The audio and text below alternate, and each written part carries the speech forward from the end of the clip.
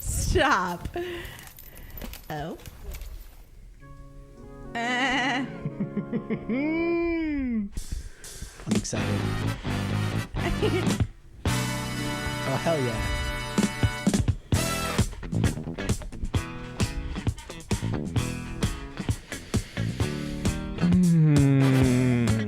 Yes, just in the middle of the woods. Like, yeah. That's the best place to be. And this is probably the Michigan woods. Literally, it feels so Michigan. Yeah.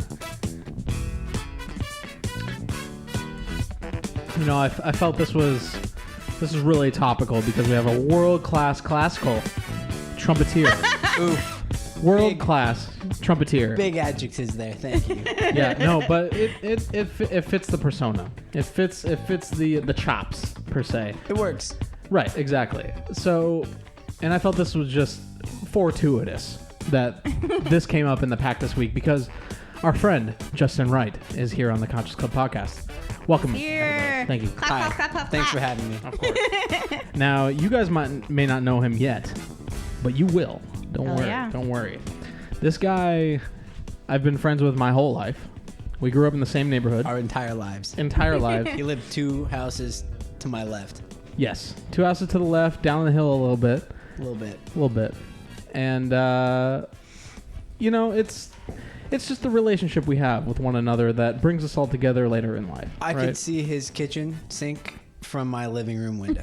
We'll just say that. I did not know that. I think I did like a laser pointer into your living room one time You and did. freaked the fuck out of your. You did. You freaked my dad out a lot. I He thought he was about to get sniped. It might have been my down, mom. like, I don't know which one it was, but yeah. laser dart in the chest. Thinks he's about to get taken out.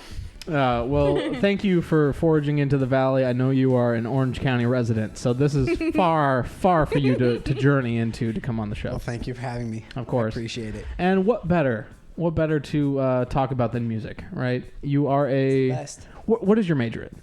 I majored in trumpet performance. In classical? Classical. Classical, okay. Something that I don't have any experience in whatsoever, but our both love for music. Yours is probably a little bit more than mine, but we're still right there. We're fucking I'd right say there. we're pretty close. I think you and I went different directions with it when we were younger, but definitely I think we have the same level of appreciation for music and as a whole. Oh, definitely. And, you know, I could have taken that the wrong way, but I'm not going to. No, please do. Let's go there. But I wanted to give credit where credit is due. This is the Triple H Horns doing a cover of the Fearless Flyers Direct. But you already knew what song that was. You're here because of the Vulf, you know. the Vulfosphere, the Vulf universe, the Vulfiniverse. Okay, Papa. The Vulfpeck. This is the Papa. He's doing your Italian hands. I don't know what's happening right now. It rubbed off on him. I learned from the podcast masters, and some of them do that, some of them don't. But you know, you get people into what you're saying. Are the Hush ones that tones. do Italian? No, he's Jewish. He does it because it was a Papa John's impression. So it's like Right. the Papa. Like, The Papa. Oh, The that's Papa. awesome. yeah. That's funny. One little tip though, one thing that Vulf does a lot in their recording is close mic. So if you could close mic your mouth, that'd be great. Am I close, Mikey? Oh, we got close mic on the Conscious Club podcast. Because see, you're ramping up here. I see. I see. Ah, There we go. okay. Much better. No, that's okay. We all learn music here. We do. Some of them production, some of them theory. Yeah. Right? Yeah. And that's actually why we're bringing him on the show tonight. Because, you know, there's been contention. There's been contention in the comment section of the Conscious Club podcast. And it seems as if we've been wrong in the past. We'll let him prove his case before we say that we're wrong. I wouldn't use the word wrong. I'd say it's all interpretation, right? We're looking at art. True. Right. We have a man who creates a fantastic product, as he says so himself.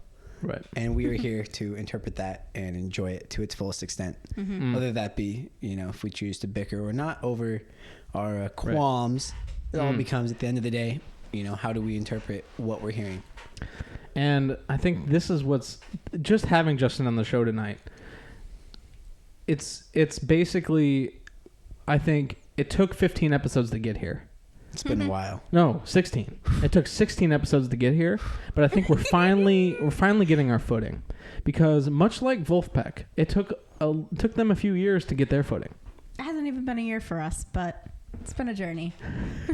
Right. It's only been since March of 2019 then we've been producing this. But the point is you're diligent, you're consistent, and you keep pushing out product. And you learn from everything that you've made a mistake on or failed at. Yes. Right? And I feel like, because at first, based on the Vulf history, you may not know this, but Vulf was originally kind of a gag.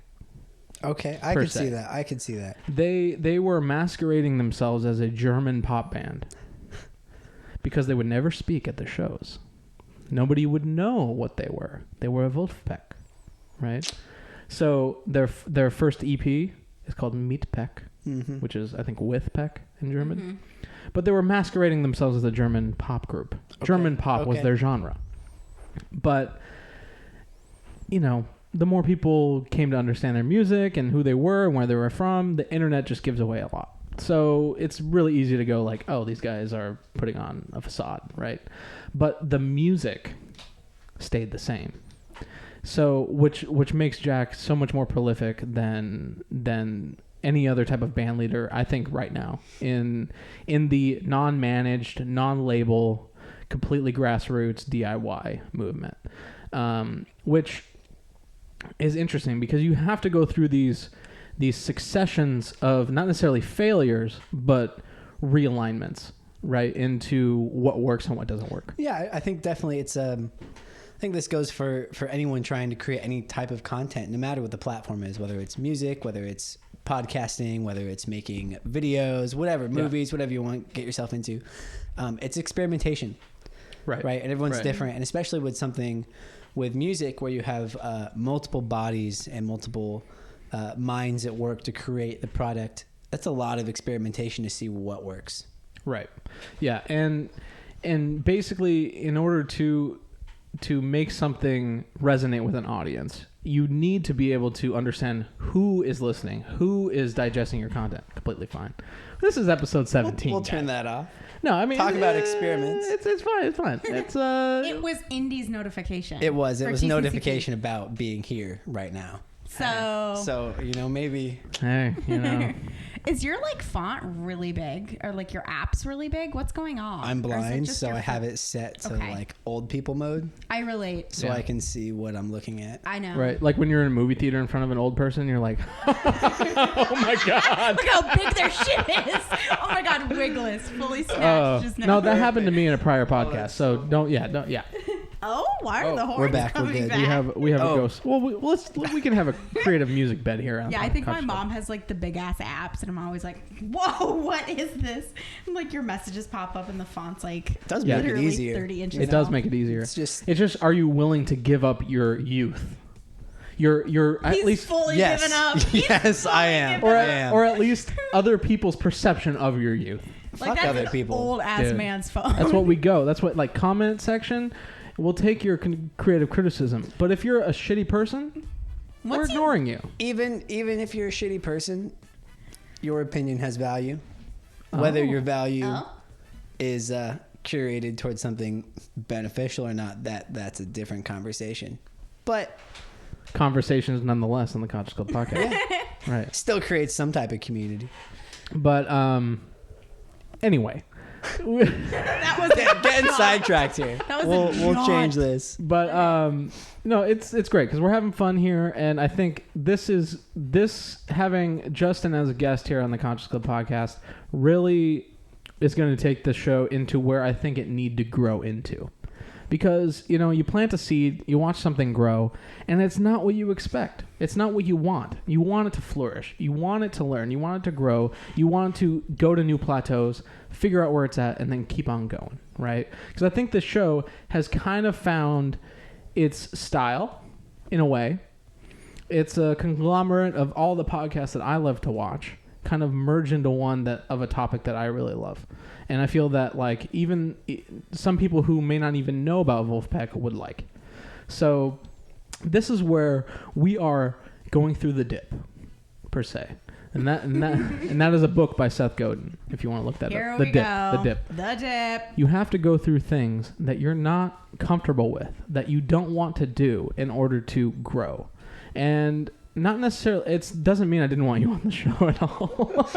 It's telling me to get out. There's been some reflection on what I think this show should be. And up until now, it's basically been, hey, this is fun. This is cool. What do you think? It's great, right? But we haven't really gone over the underlying musical elements that make up what we like, which I think this is where you can come in and make multiple appearances on the things that we like and explain them. Explain them in a way where, because the audience of Vulfpeck are keen to this stuff. I mean, they're musicians in their own right. Yeah. More musicians, more experienced musicians than we are. And if you wouldn't mind. Here we go. And, it's something that we want to bring up. So the first part is Chris Thiel. CT. Dude, you've been watching. CT.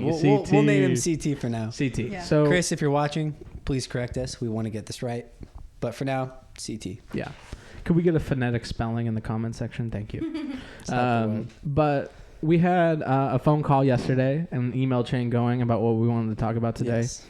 And I brought up a lot of stuff, and you were gracious enough to even not necessarily call me out, but realign my thinking with a different perspective. Well, yeah, I think especially we're dealing with art and something like this where we're interpreting someone else's creation. Right. There's a lot of room and respect for, I think, forming an interpretation, forming an opinion, and then when you gain new knowledge, that opinion's allowed to change. That's how we grow. That's how we develop. And from the last episode that you guys had talking about CT, and from our conversation yesterday on the phone, you know, there's just certain things that I might have known that you didn't, that now you're privy to, that might change your perspective or thoughts on something. And that's how we develop. That's how we grow. I think that's a good thing to do. I think that's a good thing to do because we're not, as humans, we're not right. Most of what we think and do isn't right. Not necessarily right in the moral sense, but like the things we think or that we know to be true to ourselves, to another perspective are wrong or incomplete, or we don't see every aspect of what we think is true. Right. And if someone else has a different source of information on some subject, then they might view someone else's opinion as simply different. Right. It's just right. And especially views. Now with how, social media and virtue signaling and all these things, it's so hard to even have a human reaction to things. If you do one bad thing, you are that person for the rest of your life online to others. If you send a tweet when you're 13 that's off color, you are that racist person or that whatever, fill in the blank person for the rest of your life, which isn't fair. And I want to bring to light some things that we may have been wrong about, and that I am willing to go, okay, I'm okay with this. Because I think at first your gut reaction to things are different than how it is over time and if it grows on you. Because to be honest, when I first heard CT on Daddy, He Got a Cessna, I was infuriated. I was angry. I thought Jack, even though this is a side project of Vulf, was going like, really, you're tarnishing? You're going to go tarnish and smear your Vulf name with this with this guy, this dude we've never heard of, who's just fucking a ham of a ham, and just fucking right. It's easy to go like that at first, right? Yeah. I could definitely see that, especially coming from your guys' perspective, which is very much all about, what's Jack's vision, right? Like you guys super relate to Jack's vision. You're digging what his content he's putting out, and you get this guy that you guys might not know that's doing something that's not within the same grounds of what you'd expect, right? So it kind of makes you turn the cheek and go like, oh God, what was that? Right. That's totally normal. I think it's totally fine for where you guys are at, what you guys are looking at, the way you're viewing things. Completely makes sense. And that's where I think the fun of this type of stuff and you having me on here comes in, because like we were talking on the phone yesterday, in the email chain that I sent him, I sent a couple links to some videos of CT doing some stuff. Back in the day, it's not current. I'm sure some of you in the Vulfpeck on the Facebook group and whatnot know somewhat of CT, or some of you do. Yeah, a lot of people who like him. Please, if you do know and I make any wrong assumptions or points, correct me in the comments. Totally fine. I'm game to learn. Please this do. is just in my limited experience with CT's content. But the guy, I think, is a bit of a prodigy and did some crazy stuff with some other styles of music. And I think Jack gave him an opportunity to just get weird, and he got weird. And he has every right to do so. 100%. It's art. Yeah. You don't have to like art. Art, just because you don't like it doesn't mean it's bad. I would almost say the intent behind it can almost be more impactful than the content itself, right? Like, because we use art to reflect on ourselves and what we're doing, and your guys' response is a prime example of a reflection of something, of a way of you guys are doing things. Like, this is out of place. Right. And I don't disagree. Of the tunnel of Vulf. I don't disagree. It doesn't quite add up to me either.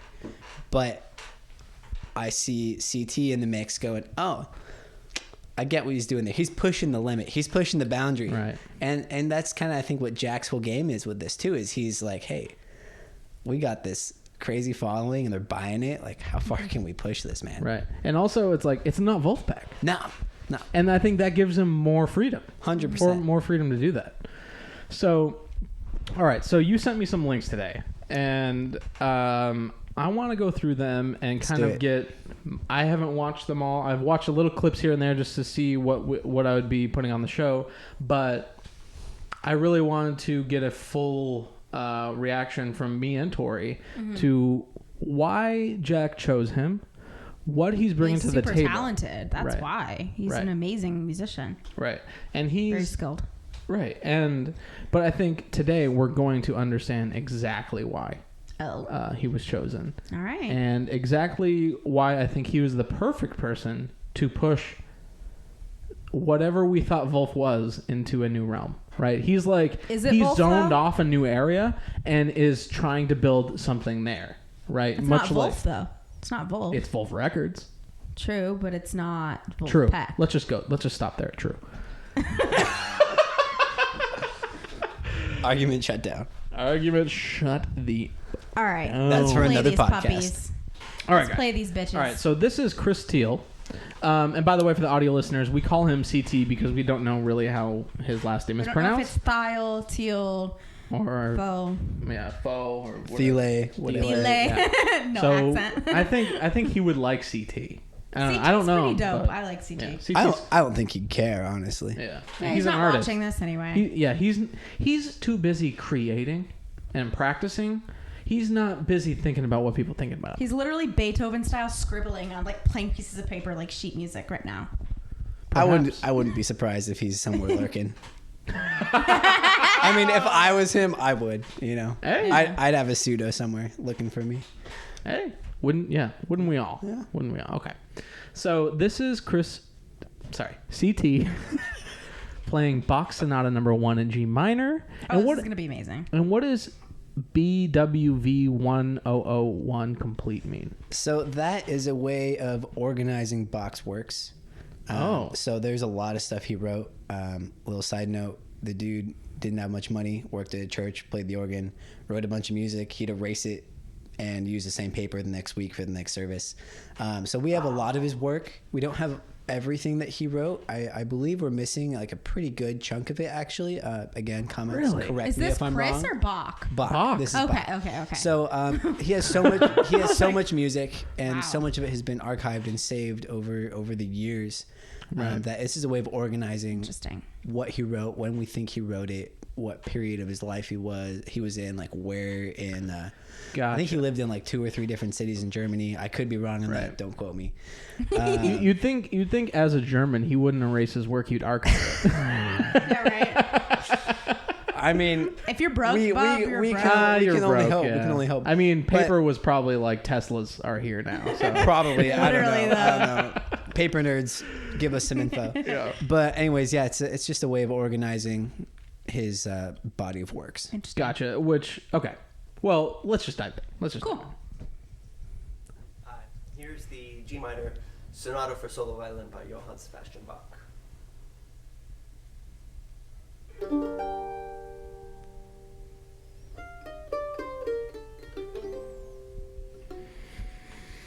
So good. I'm already sold. I'm already Same. sold on this. Same. We're easily swayed. I just think it's great. He's playing it on a mandolin. He's so good. Now, in classical music, mandolin is not used whatsoever. In your experience? No, It's a folk instrument. I have not seen it on a stage with an orchestra. Doesn't mean it hasn't been done or can't be done, but I think I've seen him with an orchestra though on YouTube. There we go. I think. See, I've been proven He's the wrong only right one here. though. He's the guy only who's one. carving He's out the those man. new the only avenues. guy. We got you, CT. Keep going. It's amazing.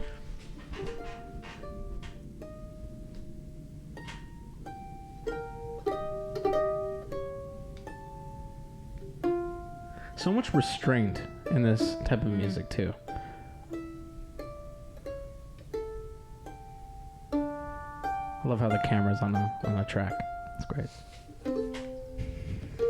See, you would notice that. I didn't even notice that until you mentioned. Cal State Fullerton Film School.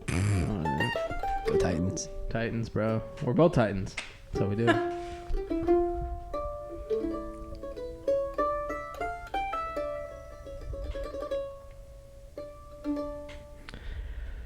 Oh my god. Now this is 15 minutes long, so I don't. It's all As the much as- You movements. don't want to listen to it? It's all the movements, right? That's why. No, I want to listen to it. It's just this is the Conscious Club podcast. This is where enticing Well, we conversation can go to the about what other we're hearing. movement and hear. Right? the Is there other- another movement that would further our Go- conversation? Go halfway through the video. Halfway See through. what happens. There we go. See, it's another movement. Ah, we're getting closer to Daddy Has a Cessna.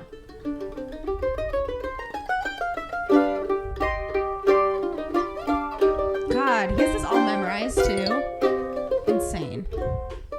Well, when you spend so much time learning it, it kind of comes with practice.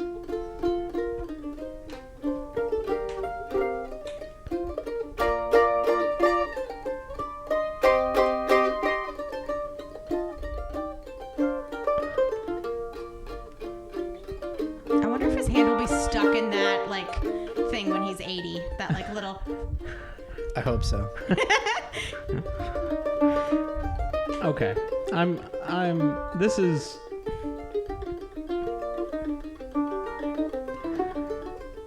I'm so far removed from classical music notation. I was taught chords and You basically did some piano. ear training, some piano, but music notation was put in front of me, and I was like, not for me, dog.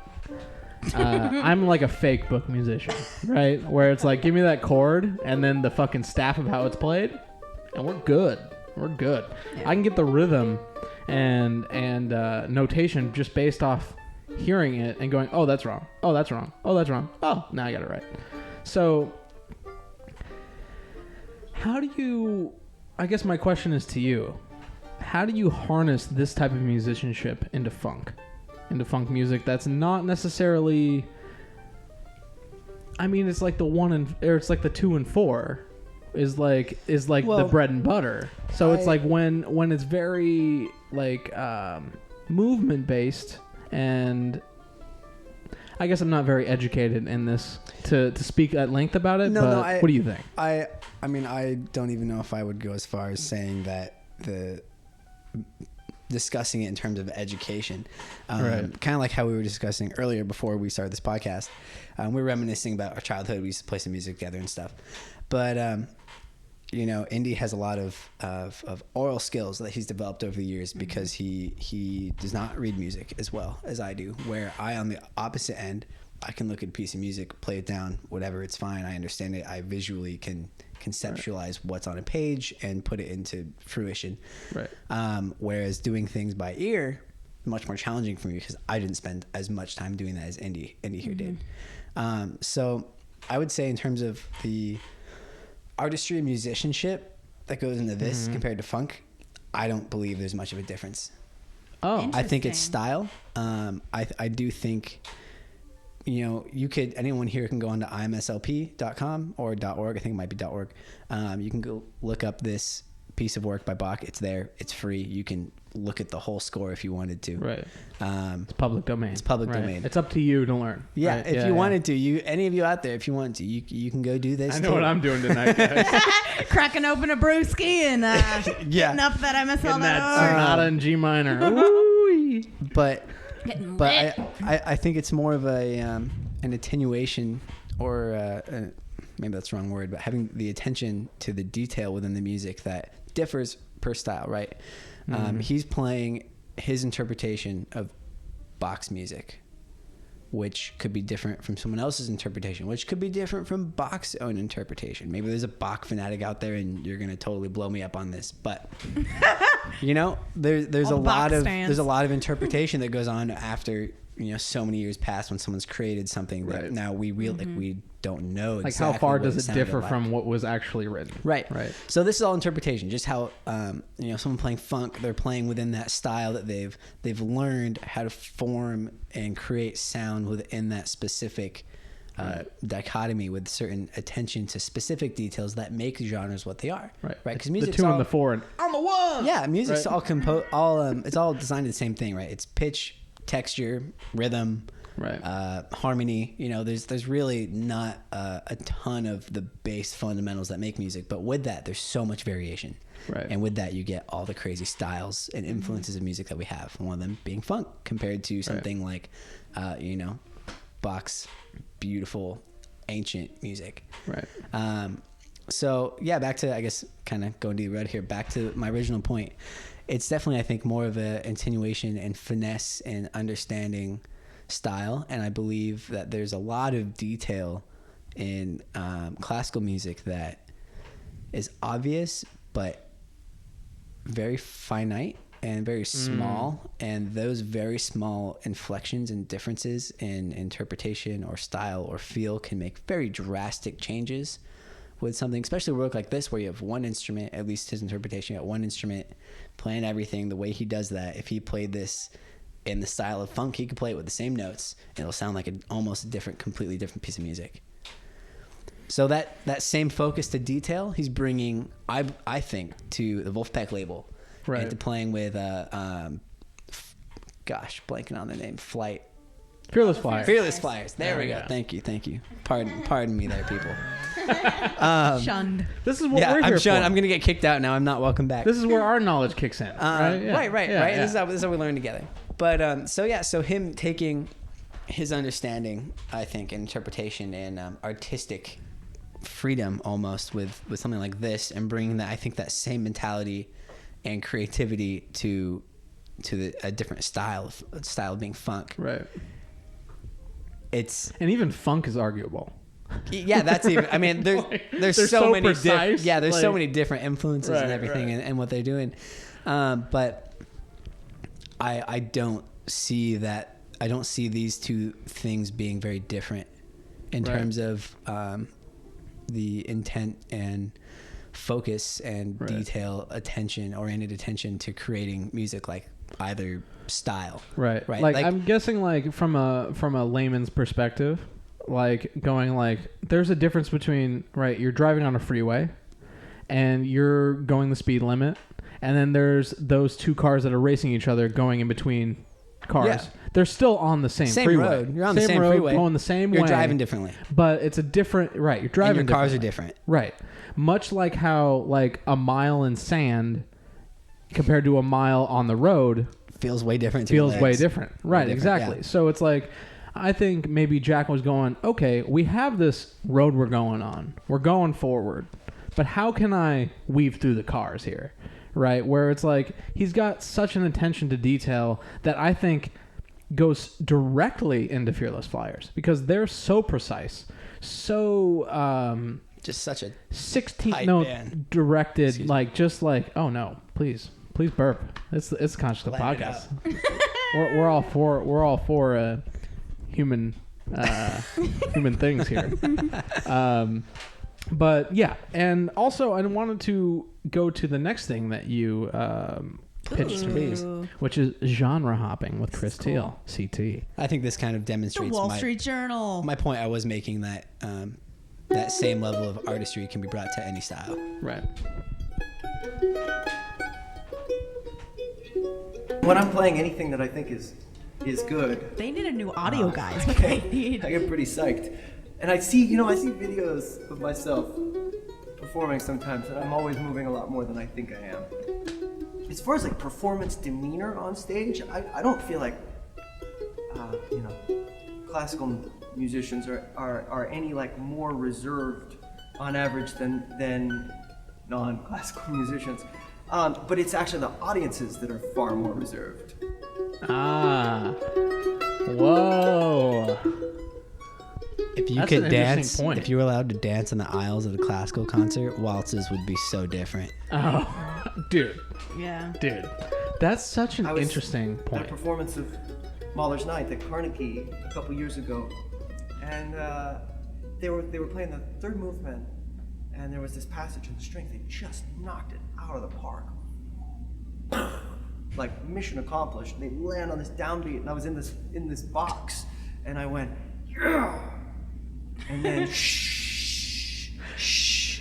So they made like, for one, they made a hell of a lot more noise than I did. And then for another, like, you weren't listening then. They just killed it. But you give these people this like.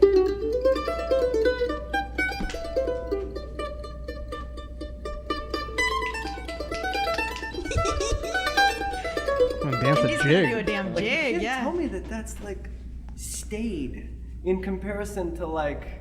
Pay attention, pay attention, pay attention. Like they're both super intense, and like at a Radiohead show, people are like, you pay attention, and like why wouldn't you elicit similar reactions, going like.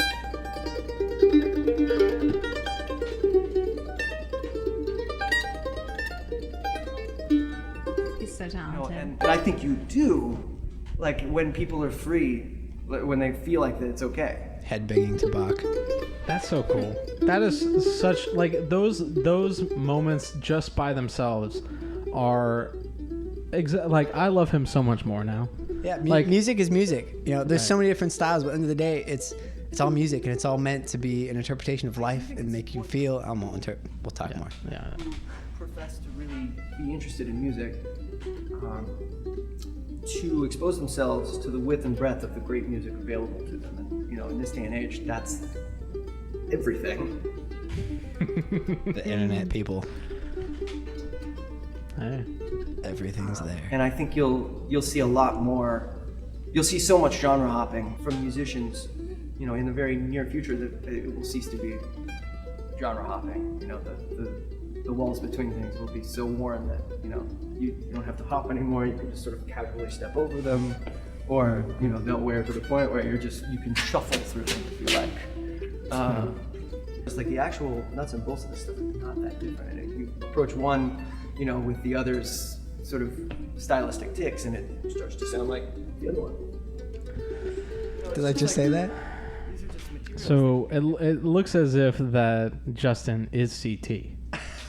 Oh God, no. That's a reach. I wish. I got a lot of work to No, do. but those are definitely very interesting points that are true. Like, why why is like classical audiences so like uptight? Like this has to be as if Bach was here. Well, like, it has to be so like they're giving it so much more than it requires. I have a lot of opinions about this, being a classical musician, and for a long time in my life wanting to go into playing in symphonies and orchestras and playing within that circle, I guess we call it that for now. That always bothered me. You know, that, and he talks about Mahler. Mahler is one of my favorite composers. If you guys don't know who Mahler is, go check him out with the London Symphony. Fantastic recordings. Anyways, there you go, London Symphony plug for you. But no, there's so much heavy emotion in classical music that for some reason, and I don't know why, and you know, maybe I could have done more in school, some more digging to figure this out. But there's something about it where culturally, from an audience perspective, the culture of a concert hall, it doesn't embrace that type of external expression of enjoyment of art. Right, it's not loose. It's not loose. Where the music sometimes actually is very loose. It might not always sound it, but it's crazy what goes on between the conductor and the musicians on stage in an orchestra. It's beautiful actually. Right. But I look back and think back to you know, when orchestras were really first coming about. If we want to go back to post-Renaissance era, like real early classical era, and most orchestras were really built for something like you know, the king, right? It's royalty. It has a heritage of aristocracy for the most part. So these things like opera goes real far back. I'd say almost even potentially before orchestras. I could be wrong. Sorry, teachers, if I'm wrong on that. I promise you taught me well. But it was entertainment. Like we go to the movies, right? We go because we want to be entertained. People would go to the opera and they'd sit and drink and eat and party and be intimate with each other in these booths in the halls, like orgies everywhere. Pretty much, if we want to go as far as we want with that. And so, you know, I think originally that was their entertainment. Like that was the top tier. The king's putting on a show. Right. The whole king, the Jack Stratton, the kingdom's not invited, but the, you know, all of you rich people can come, and I think that's so kind of true. Like, look how, I mean, granted the operation expenses for an orchestra are insane, so patrons still cost a lot of money for these things to exist, for the musicians to actually be able to, you know, survive, which is again still a struggle. Right. But yeah, I don't know where along in history that it became a museum, because it shouldn't be. Right. You know, there's so much in that. But I think that's what takes a lot of people who would enjoy the music out of actually my mom would take me to symphonies. They don't like the dry atmosphere. The atmosphere sucks. It's a bunch of chairs. You can't move. There's no standing room. As a kid, you can't fidget. Like, what the fuck? So stuffy. Right. Yeah. But to CT's point, like he mentioned, the building blocks are the same. Right. Building blocks are the same.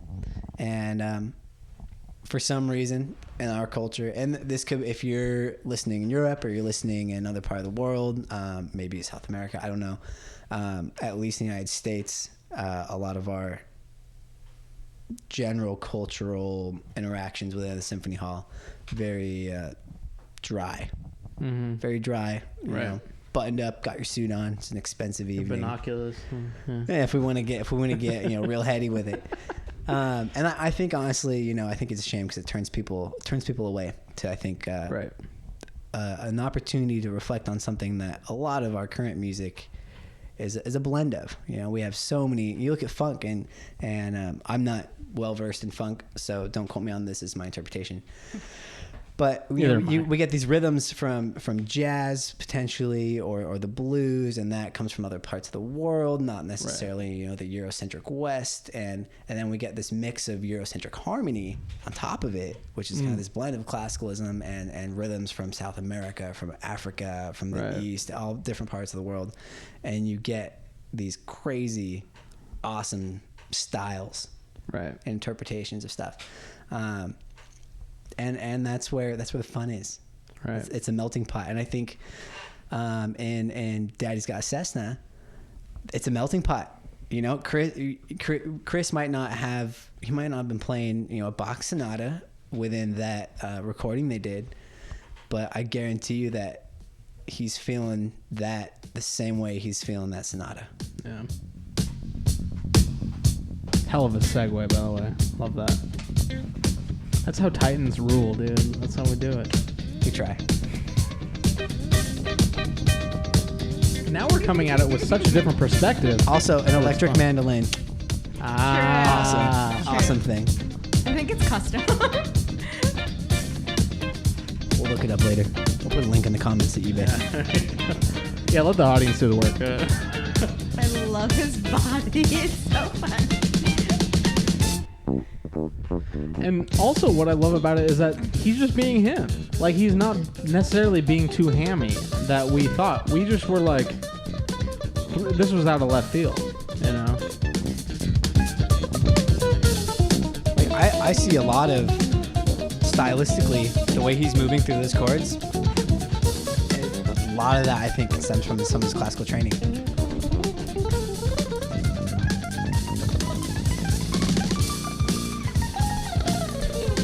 Oh, I know. You know, as humans, we're often wrong, like I said earlier, and I want to say I was. Because now that this has grown on me, I love this fucking song. I would beg to differ. I wouldn't say you were wrong. With your set of information you had at the time, you did what anyone does, and you interpreted something based on the knowledge you had. It's not wrong. Just different interpretation. I like it more that I know about him more, because him as a person I like more, but Right. still some parts of it bug me. But I do respect What bugs it. you? I just think harmonically some of the things he does is a little off-putting, but I do respect his talent and his skill, his technical ability. It's great. I just think some things that he does doesn't Also, go. real quick, did anyone just watch the drummer drop his right drumstick and pick it up? All right. Nate, yeah. Mr. Saw Nate that. Smith, yeah. And couldn't hear it. Yeah, couldn't hear it. One bit. Fucking shit. But yeah, in terms of the his note choices with the harmony, any theory nerds out there, I'd love more information. This is something I'm trying to develop myself, is a better understanding of theory. I went to school for it, and I still don't understand a Well, lot it's of complicated, it. It's always yeah. growing. But I hear a lot of extended harmony that he's using, or here, we'll listen to this.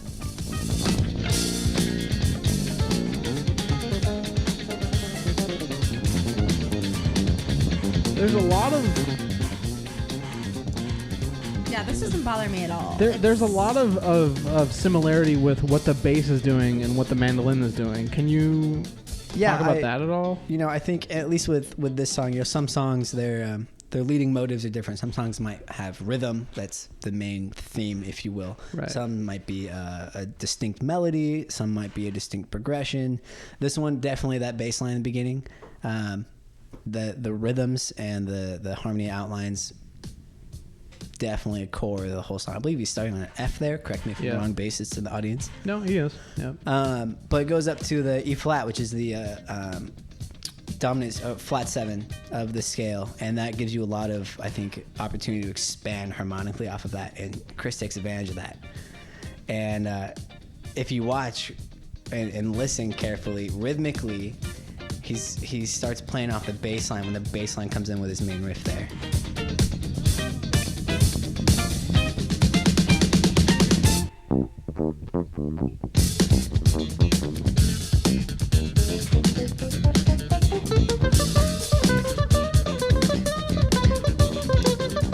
I even hear a little Bella Fleck in there.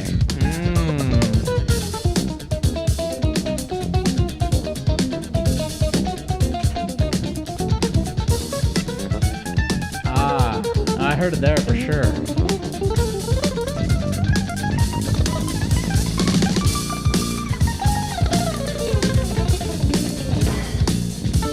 God, man. It's so weird when like literally the difference in perspective coming at this than when I first did. Leaps and bounds different. Leaps and fucking bounds. I was on the southbound freeway, and now I'm on the northbound. He's You know what I way mean? more easily Now you're sold sitting than in me. traffic. Yeah, now I'm sitting in traffic with everybody else. So easily swayed. It's incredible. Like, for me, like, yes, I respect Chris. I think he's an amazing talent. I think he's... She lives to throw shade, though. No. No. I think he's so talented, and I respect him as a person. But like, But I love some of the stuff he does in this. But it's just some things they don't work for me. And you don't have to like And it. I don't have to like it, and that's what makes And it you're not art. wrong. And I'm fine. You're not wrong And that it's you don't fine, like yeah. it. Like, I could spit out as much as I know. I could be corrected all day long. We could have all the facts Right. about every member in this band. That's not going to change whether she resonates with this or not. Right. And that's fine. And the thing Right. is that That's okay. I do actually like it as a whole. and I'm not easily swayed, by the way, guys. Yeah, Fuck he all is. you. He is. I'm Sorry, more of a Beth. stubborn person, but like that was honest. That was really honest. Yeah, I am stubborn, but okay. Also, can we I do just say... like it as a whole, Sorry. though. I'm saying, like, I do like the song as a whole. I just think there's certain things that he does in this that it's annoying to me. That's fair. Harmonically. That's That's no, fair. that's But that's fine, and I don't have to like it, and I will still respect them and listen to them. So. And Right. even if we got someone in the comments to explain precisely harmonically what he's doing and Yeah, how he's right. interpreting what the bass player is doing, you still don't have to like it just because you Yeah. understand it. Totally. right. Yeah, that's No, fine. and I think from a business perspective in Vulf Records and Mm-hmm. what Jack is trying to do, I don't know if this was a point that I mentioned in the email chain that we were talking about, is that, you know, I think he is taking what he's seeing in his audience's reaction, because it's so documented. You can go back to any point in time and see what any audience member is feeling about anything that you're doing. And I think that there's certain moments where you go, I can capitalize on this. I can move away from this because this is either tone deaf or something that's not working here. But I think that having people have strong opinions about your work, regardless if they like it or not, but if they're on the train, they're on the train. Whether if they have a bad seat on the train for a few minutes or a few hours or a few days or whatever, that's okay because they're on the train and they love it. And I think that Jack is kind of taking advantage of that, which I think brings us to our next point. Because this is where we got some shade from the comment section. Because, you know, it's... I'm a layman to a person like Justin. But like to a person who has no idea about Vulfpeck, I'm an expert in certain things. Which to me, you're an expert in Vulfpeck because Aw. I'm fairly I'm not gonna give you a shit less bow here. educated in that. Shit bow. Thank you. 90-degree bow for Justin here. Well, thank you. Because like I love this band so much that I am doing all this work to make a fucking podcast. That about makes it. no money. That makes no money, has no engagement yet. It's called joy. We've got a little small piece of engagement, Running which on actually hope over here. right, which made me want to make this podcast more, not less. I may have gone, oh my god, somebody commented and it wasn't nice, and they're like, why does this exist? You guys suck. You guys are idiots. Whatever. I'm glad That you is- think this sucks, by the way. Right, because that just gives me more room to reassess what's going on and either change lanes, like on that highway, and go into different directions that make the show more layered, more and bring more to the audience. Because it's not just how much we react to these things; it's how much. It's just what's going on in the music that we love. Because regardless of what's going on, I love it. And if I don't like it, I still love it. You know, it's like reggae. Do I love it? No, I don't like it. What is that one song? I don't know. It's yeah. But yeah. Anyway, well, it's reggae. I don't like it. I love it. Right? That's like Gotcha, one of the big songs. I think it's UB40 or some shit. I don't know. Well, But- I've Yes. couple. But- yes. Sorry. No. Continue. Continue throughout. One comment just from an arrangement perspective I think is brilliant, and another from more of connections between people. First and maybe foremost, from the music perspective, the fact that the drummer can do that much with a hi-hat, a snare, and a kick drum, awesome. Brilliant. So just beautiful to me. Nate Smith. Second to that, and I'm just curious, and you might know this, it's one thing to look at someone like CT who has had a lot of influence within their avenue of their career, which is a different segment of the music industry. And it's one thing to say, oh, you know, I really like what that dude's doing. I want to bring that in here. I want to mix these two things up. Like, let's, it could be for business, could be for show. We don't know. Right. Pleasure. Yeah, whatever. Or what I'm curious about is like maybe someone either in that band are friends with him, or maybe Jack and him are actually friends. Like, where are those connections, right? Because even with all of us here talking about their music and their brand and this thing they've created, it's community and music. No matter what side of the business you're on, even within it, you're constantly building and forging community and connection.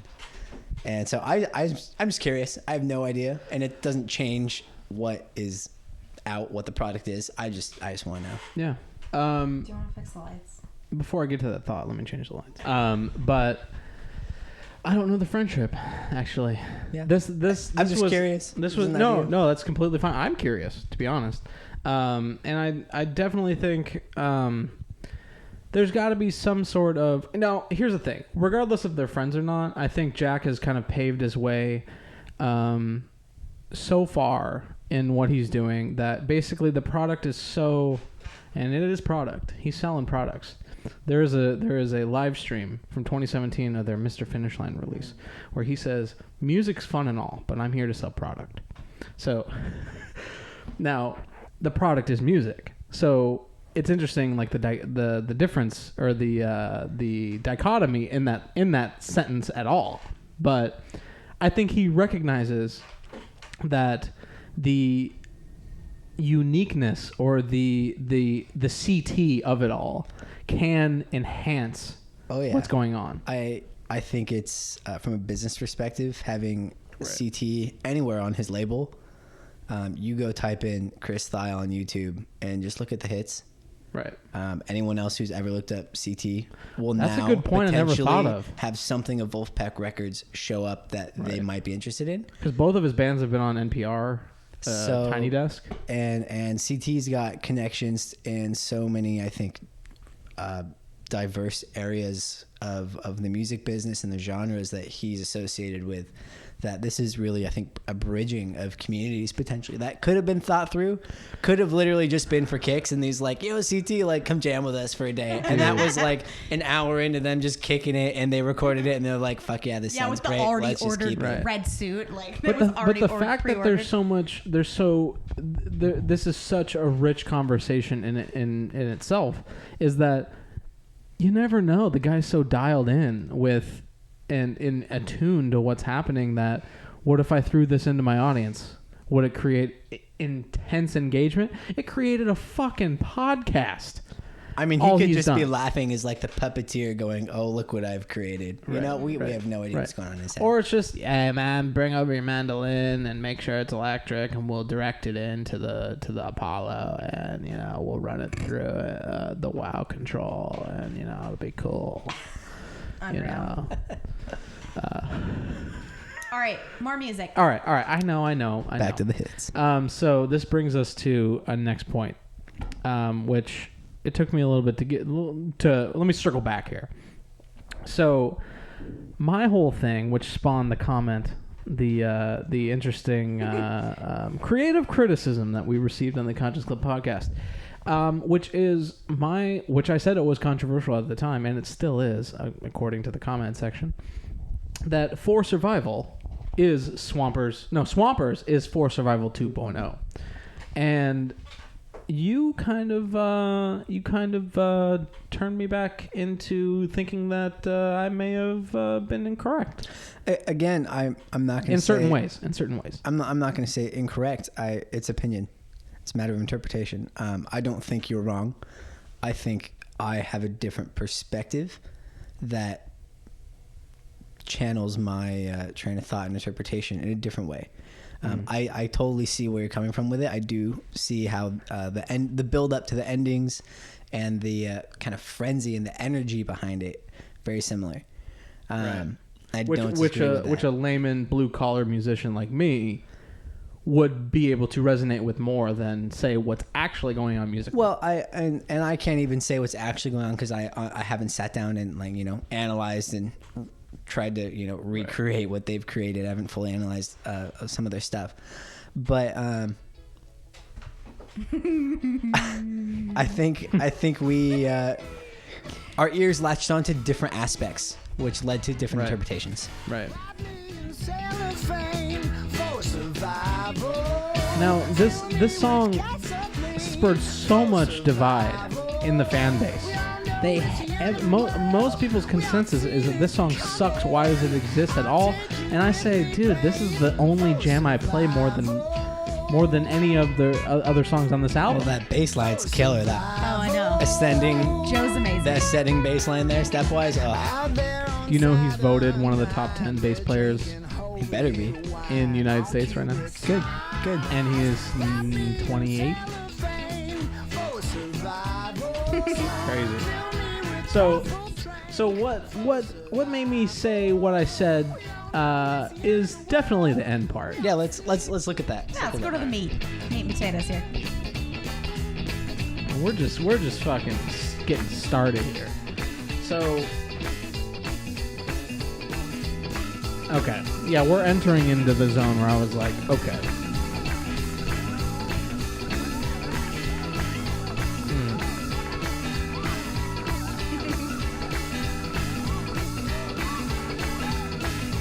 Love the dinosaurs and chickens. Oh yeah.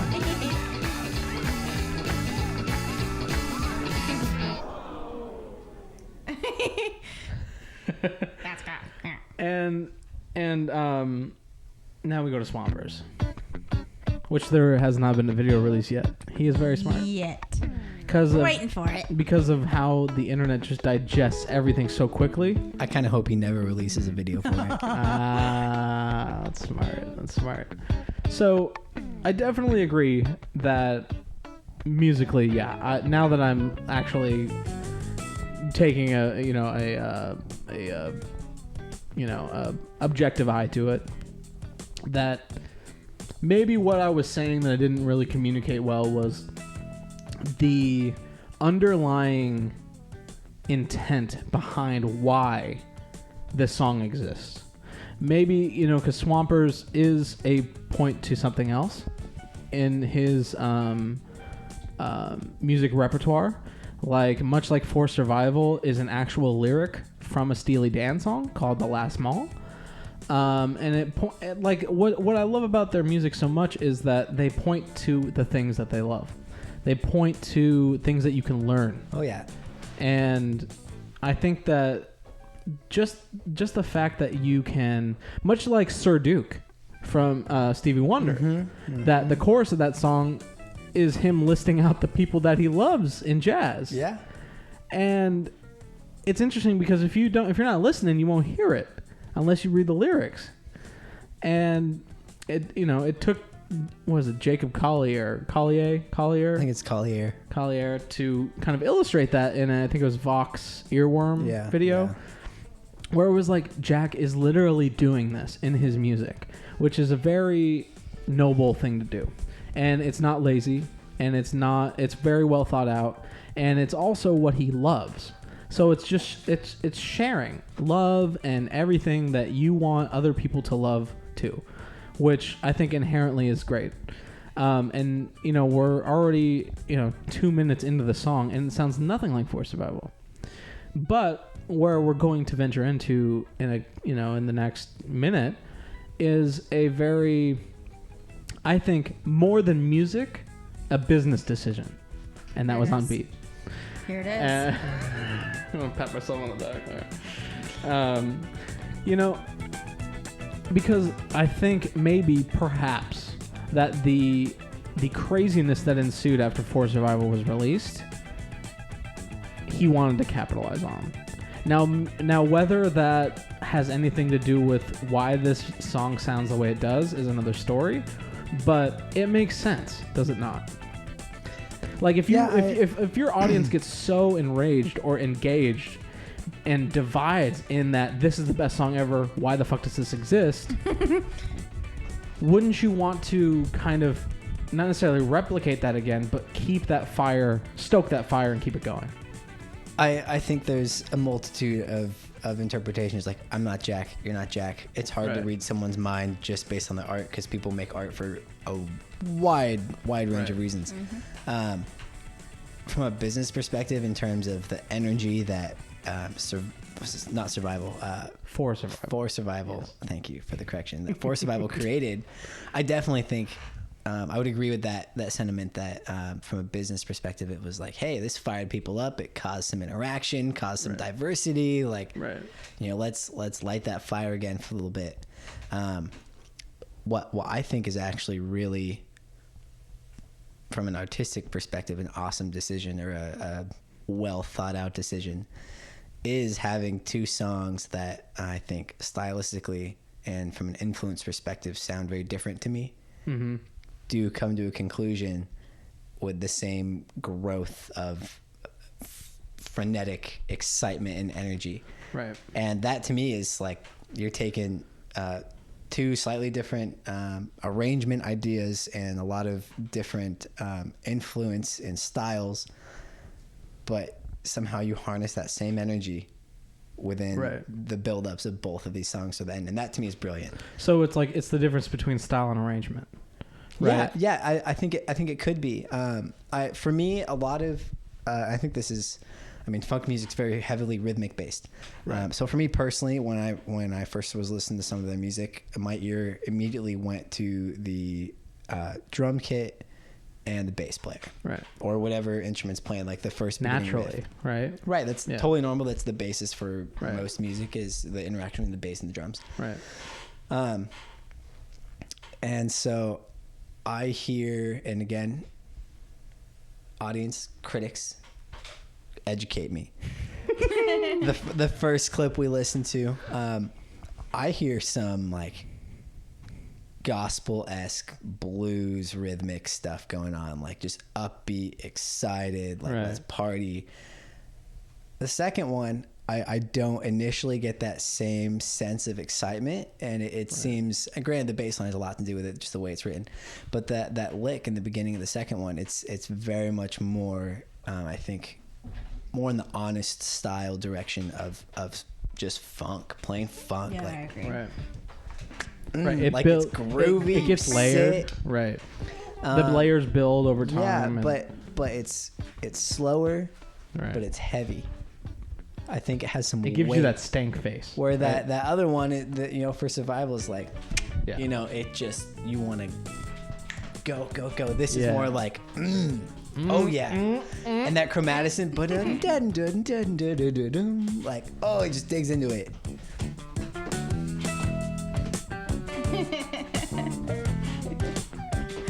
It's just so crunchy. And the bass just really, I think, articulates the emphasis that they're trying to make really well. So those are great points, because it's definitely it's very different from Right. a texture standpoint. right. Because I didn't necessarily. It's easy to push away what you don't understand and go, but look at this, but look at that, and I guess I know I wasn't necessarily wrong, because I just didn't stipulate exactly what I meant, because I definitely think that they're very different songs and they point to very different places in what Jack's trying to sell, right? And I think that it was an approach to the differences that were similar. Yeah, I 100% agree with that. I think with Swampers here, I think I almost would bet that it's an experiment. I think you saw the reaction potentially from Right. For Survival, and thought, man, if we take something that's tweaked a bit different, Right. but we do, Because they're both pointing to something else. from a form perspective and build, we do something similar. Right. Like, what'll happen? Like, ooh, this Right. did so much. This had so much impact that maybe wasn't foreseen. Like, ooh, we have an opportunity to like kind of test our theory of like, ooh, is this really moving things in direction that devises things? Right. And an interesting point on that, because that's a really good point, because this video hasn't been released. And oftentimes, I've even heard Jack say in interviews that some people don't even know the song exists until the video is released.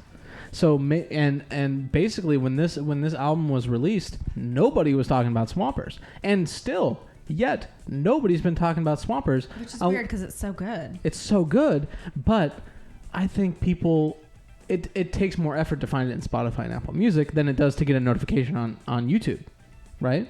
Or also, if you're part of the Vulf mail list, you get an email notification every time a new release gets pushed. Right. So, and I definitely heard Jack say this, where people don't even know this thing exists until the video is made and published. So maybe, like, up until now, nobody's had a firm kind of yes or no on this song yet. So you're thinking that their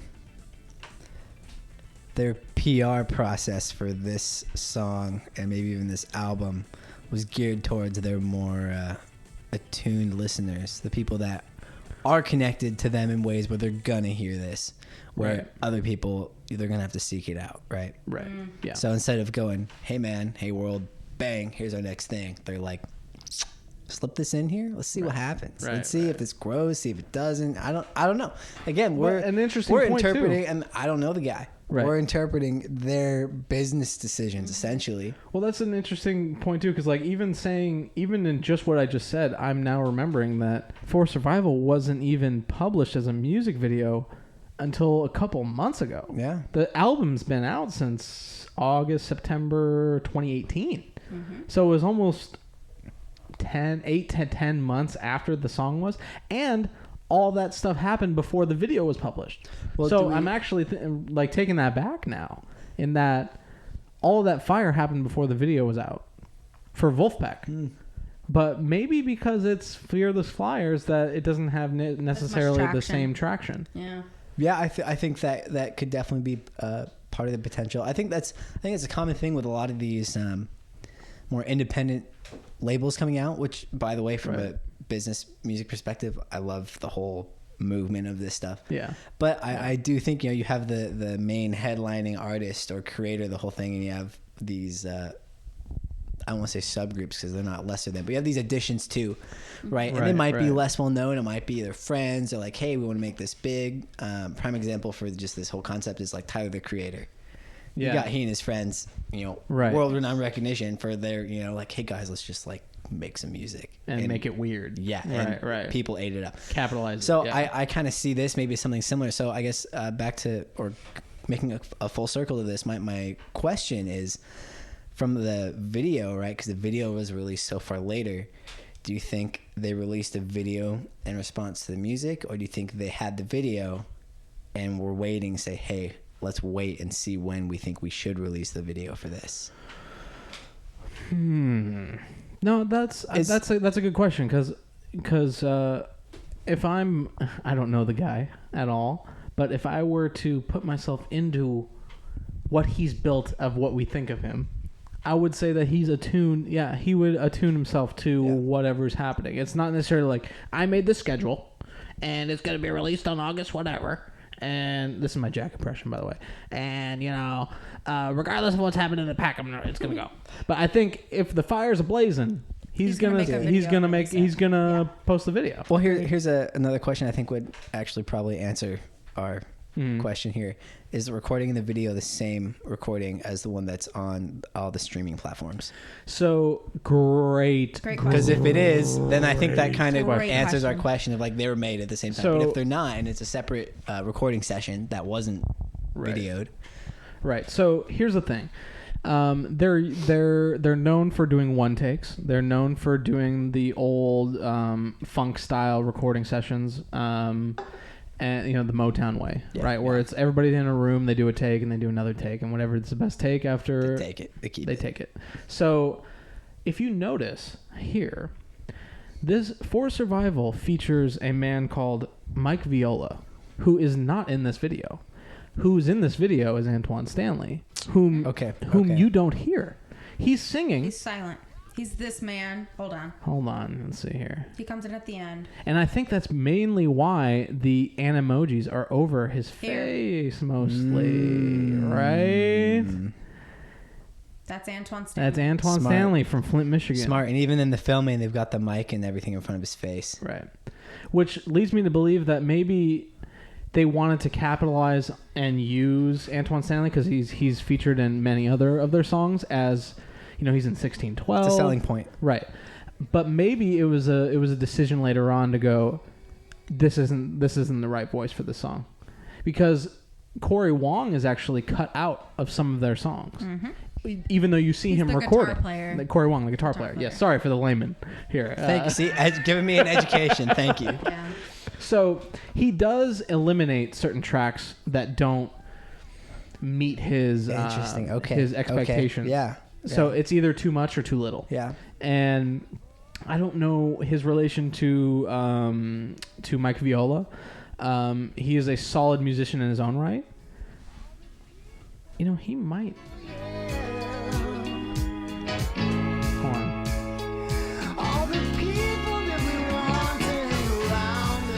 I slightly hear two voices, but that could be Mike Viola dubbed on top of also himself. too, his mouth isn't even matching with the backup vocals, so it's not this take. And the animojis really point. Oh, you're right. See? He's singing he could possibly sing in different lyrics. Yeah, it's not even the backup vocals or even the main lyrics. This Animoji is very suspect.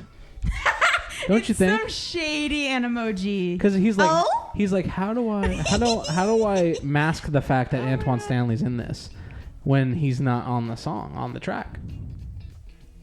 It's almost like he didn't want to pay to have to get everyone together again to have to re-record it. So he's like, fuck, I'll just put Animojis over it and I'll put in a new singer. Fuck it. Right. Well, any of you guitar players out there, if you can tell me if this is actually synced up with what we're hearing. Looks like it to me, but he's pretty high up on the neck there. I don't know. No, I definitely think the session, the rhythm section that's happening here is all happening. The recording of it. But I definitely have seen Vulfpeck videos where I'm going, are they just putting on a show here? And like they recorded it in separate places and then they just got it all together and made it look like a session. Put a dub over it.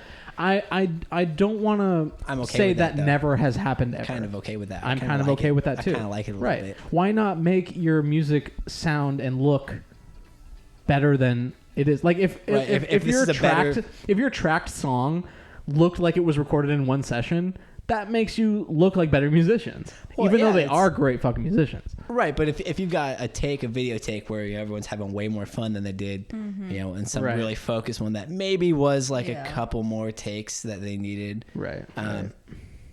Again, like I'm gonna have way more fun whether it's lined up or not, seeing people have a good time. Right. No, and you know. Anyway, just a thought. That's just there's a bit of a tangent, but I'm just curious. No, not a tangent whatsoever. We have enticing conversations here on the Conscious Club podcast. We really do. And, you know, it's only number 17, right? We haven't gotten started. If you saw episode 15 with Sean McDaniel, we made a mistake or something happened where it was a little hiccup in what was going on. And he said, this is only 15, guys. A year from now, it's going to be 50. You know what I mean? And then nobody's going to even remember this. In 3 years. 3 years, it's going to be 150. So it's roughly 50, because if we do one a week, it's roughly 50. With Christmas break. With Christmas break, 48 per year. Yeah, whatever. Yeah. So I want to thank you so much. We're not done yet. I want to thank you for all of your insights, because you've definitely changed mine. Well, thank you guys so much for having me. It's been really a pleasure to be here and welcoming me into your studio. Save that for later. We're not done yet. All right, let's keep going. I did want to add that even though you so changed my perspective, and you didn't change stories, so that's art, people. Maybe that's on you. Maybe that's on her. I don't know. I have to say, I'm a tough nut to crack. However, you showed. Oh my god! Woo! However, the clips that you brought and showed really had me. I knew that he was super talented because I'd seen him play folk music when he was with his band and stuff. So I knew Punch he was Brothers. There's a plug. Your research after being pissed off.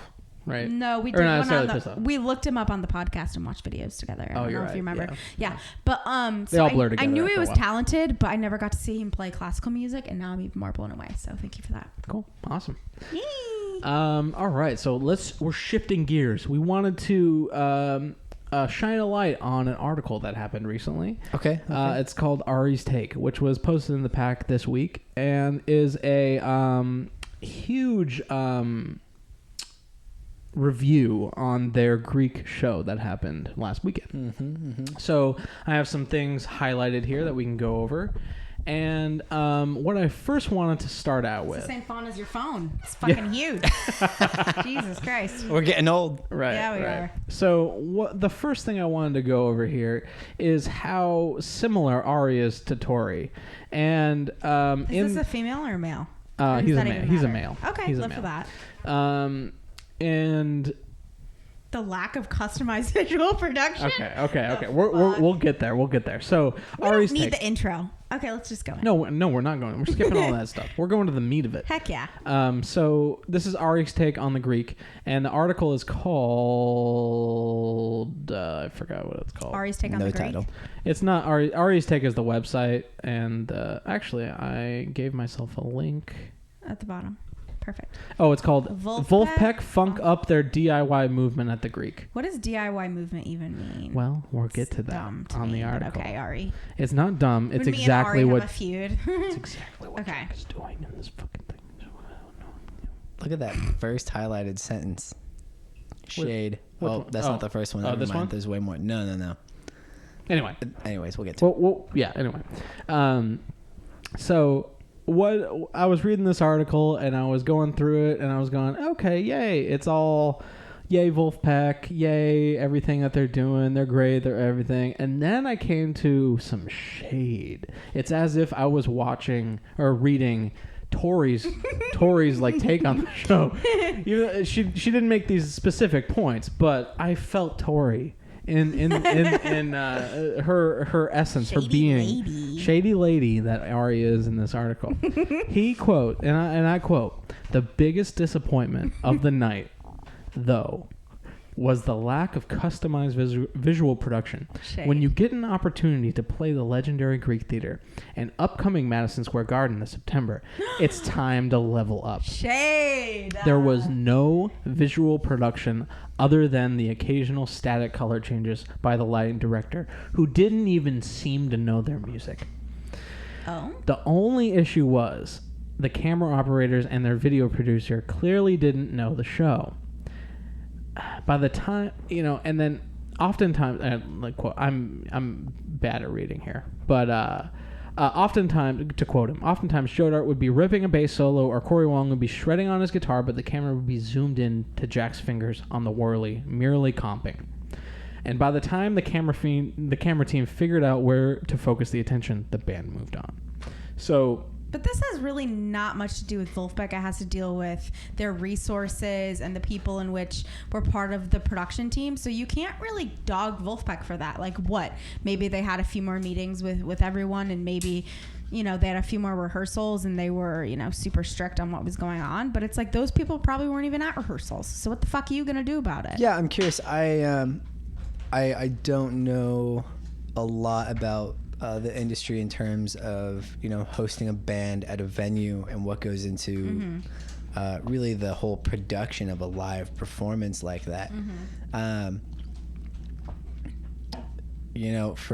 doing some light work for a couple venue stuff before, and like I'm talking real basic stuff with just a light shining on one person, right. like high school crap. Yeah.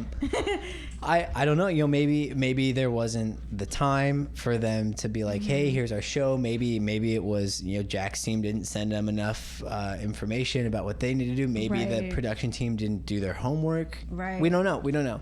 Unfortunately, yeah, when those mishaps happen, for the people that are going there, like this guy showing up, Ari, with these real big expectations, you walk in with expectations bigger than the building, you're going to be disappointed. Okay, guys. Here's the thing, though. But if Ari was in the front row like we were, not throwing shade, but throwing shade, he wouldn't have any of these comments about the video screen. You're supposed to be watching what's happening on stage. It's not really what's happening on the side things. Shade.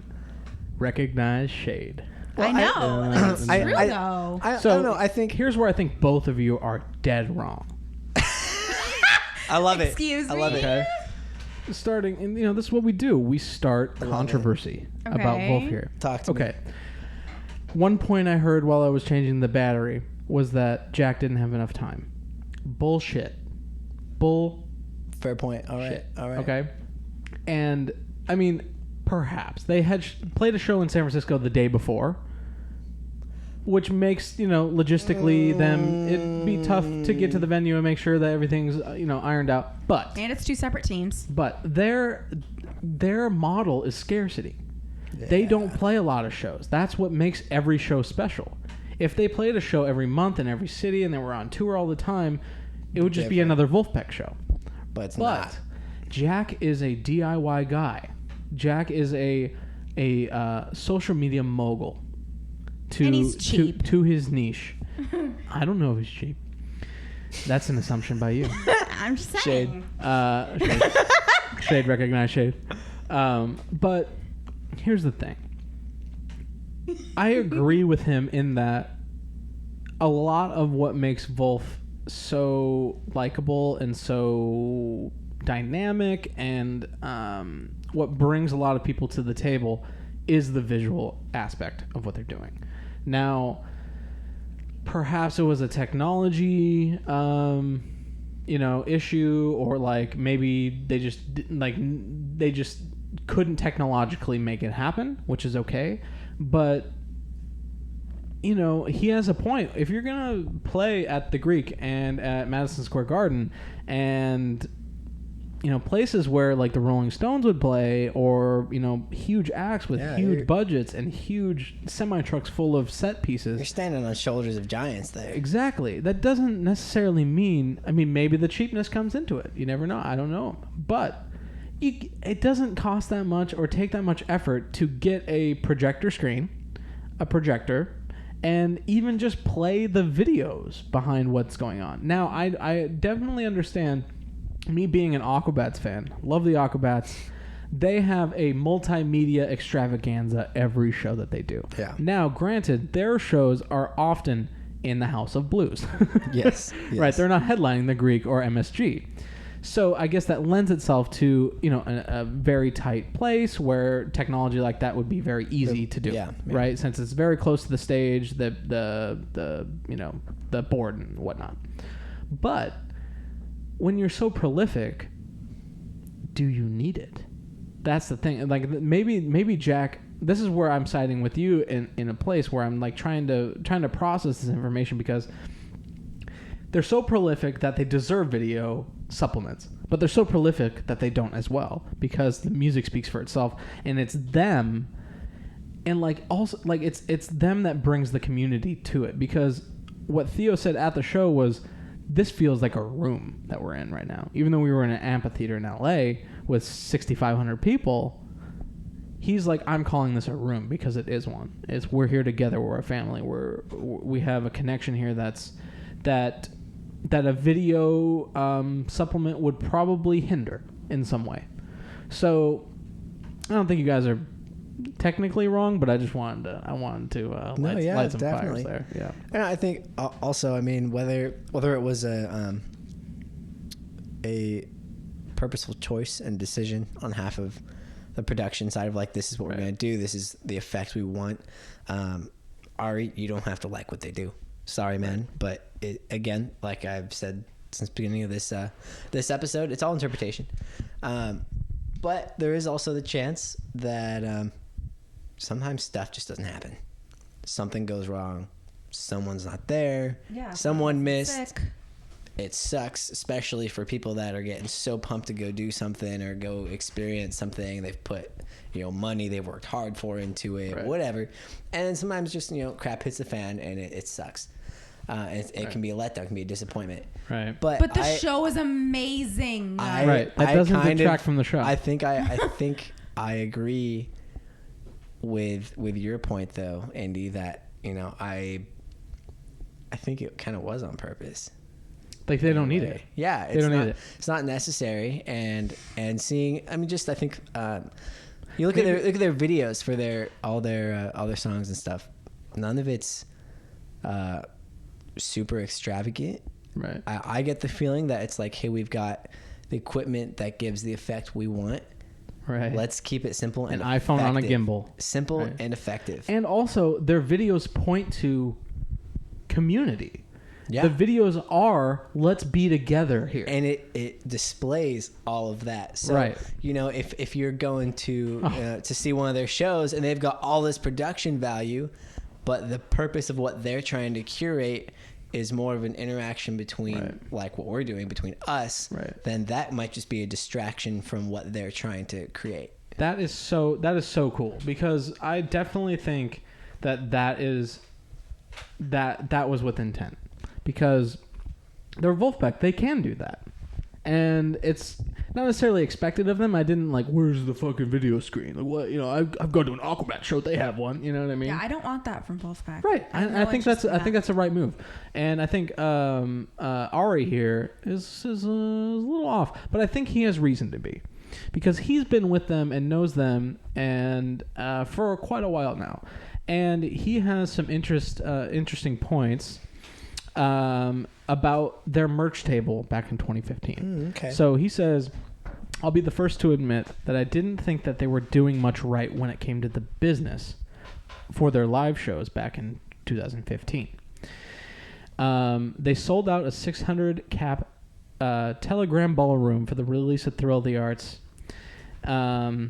which he chastised them for in another article, for leaving so much money on the table by not having any merch available. But they always have played the long game. Instead of quick money grabs, they built demand to the point where fans created bootleg tees on Teespring because there weren't any official shirts available anywhere. Their pre-order campaigns continue to break records. Their 2017 campaign earned them over $200,000 from 7,000 fans. Now that's a huge return on investment. That's huge commitment from a fan base, I think. And that's way more than any amount you would have gotten from shirt sales at a show in 2015, right? Like just playing, you know, the Telegram Ballroom, right? That ain't the Greek. He goes on to say their merch was on point at the Greek, which screen print posters and the iconic red and white Jack Stratton tees, they hit an astounding $7.37 per head in sales. You do the math. They finally got their merch game together. So, interesting.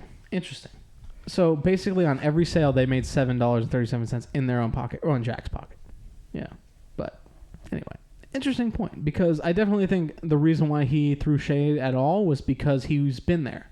And he's recognized where they're kind of falling flat in terms of what they're leaving on the table. But I definitely think the point about the long game is that Jack knows what he's doing.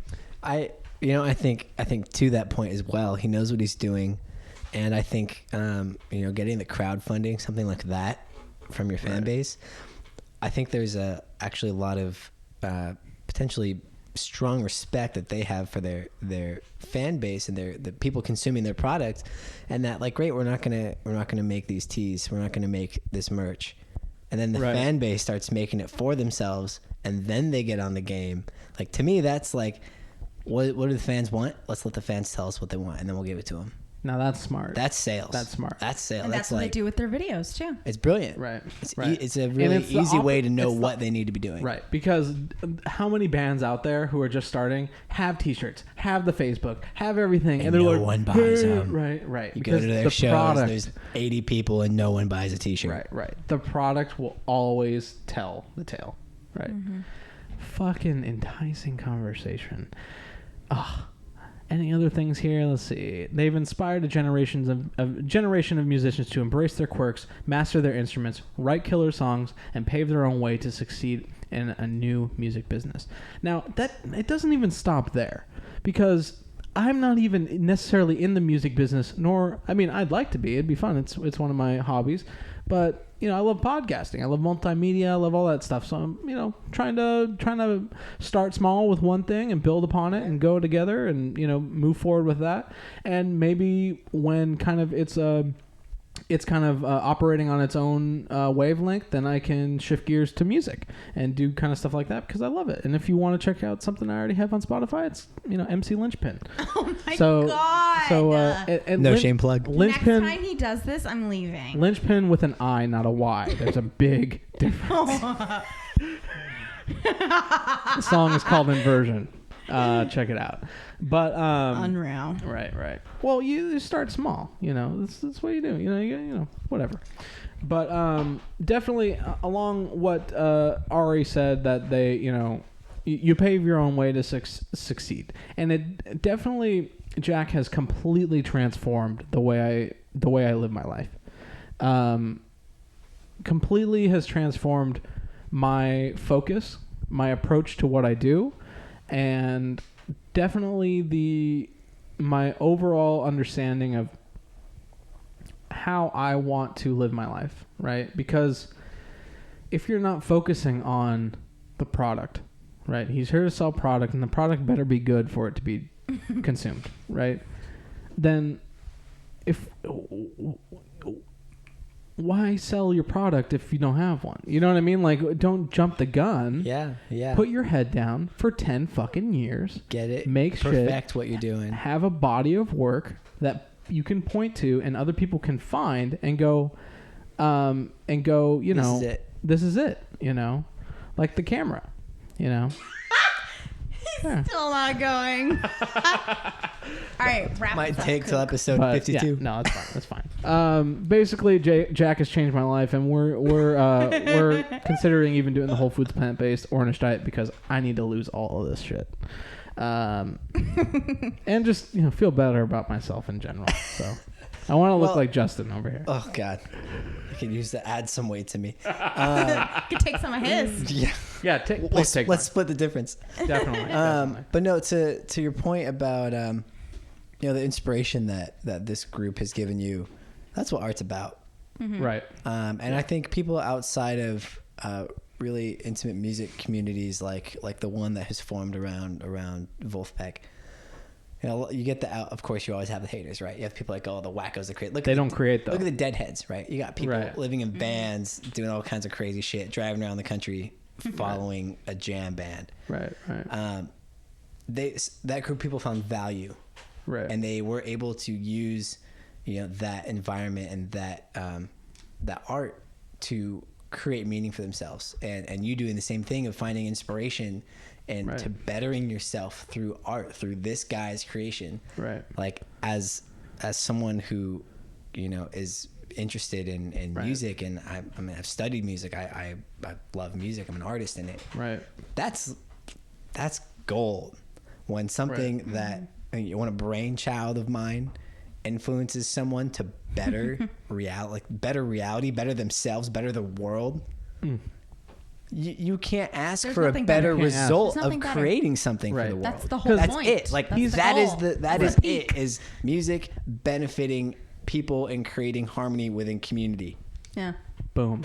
That's it. like literally the peak. And it's fun. It's fun. It makes life fun, Dude, like literally, I've through seeing what Jack has put in front of us, I've literally gone, what the fuck am I doing? And how can I do not necessarily copy Vulf, but do my version of that, and be in the business of me. I think that's interesting too, because Jack is fully him. And it shows, and it resonates, and it's great. It's funny. It's engaging. It's eclectic. It's everything. And I'm just trying to discover where that is within myself. I think, and I think this also resonates with the online community he's created, because, like you've said, he doesn't interact with it. Right. I think that's part of him. He's put everything of himself on the table. He has nothing to say. He said it. His product, his creation is him. Yeah. Right. So it's almost irrelevant the next phase of how he chooses to interact or interpret or whatever he wants to do with it. Right. He could leave all of us behind in the dust. He could pick us up and carry us along with him. Whatever he wants to do. Right. But at the end of the day, no matter what that choice is, we know that it's him being him. And that's the most you can ask for. It's beautiful. From someone creating art and creating Genuine. a genuine product that honestly, at the end of the day, like, sure, he's making a buck, trying to make a buck, having fun. That's what he's here for. But that's the point. Mm-hmm. And if he puts that on the table and he leaves it there and that's it, bam, it's done, it's over, completion, mission accomplished. Mm-hmm. I couldn't say it better myself. Hey, Tori, how about we start Funny Funk while I change the card? Sounds good. All right. So, should I start with Face App? Yep. 1, 2, 3, 4, 5, 6, 7, 8, 9, 10, 11. All right. I was going to say 12, but there's only 11. Oh my god. Okay, so are these all the people from the band then, babe? Yeah. And it's just the old face. So Antoine Stanley old. Explain the old Face App first. Okay, so basically, like, there's this thing going around on social media and, like, especially on, like, Instagram, where all these celebrities and, you know, people who are big fans of celebrities are sharing images of celebrities old. So somebody used the Face App on Antoine, Cory, Jack, Joey, Theo, Woody, and this is our boy Antoine Stanley. Old body. Old body. He looks pretty good. Right. And yeah, so I think like the Face App was just like released this week.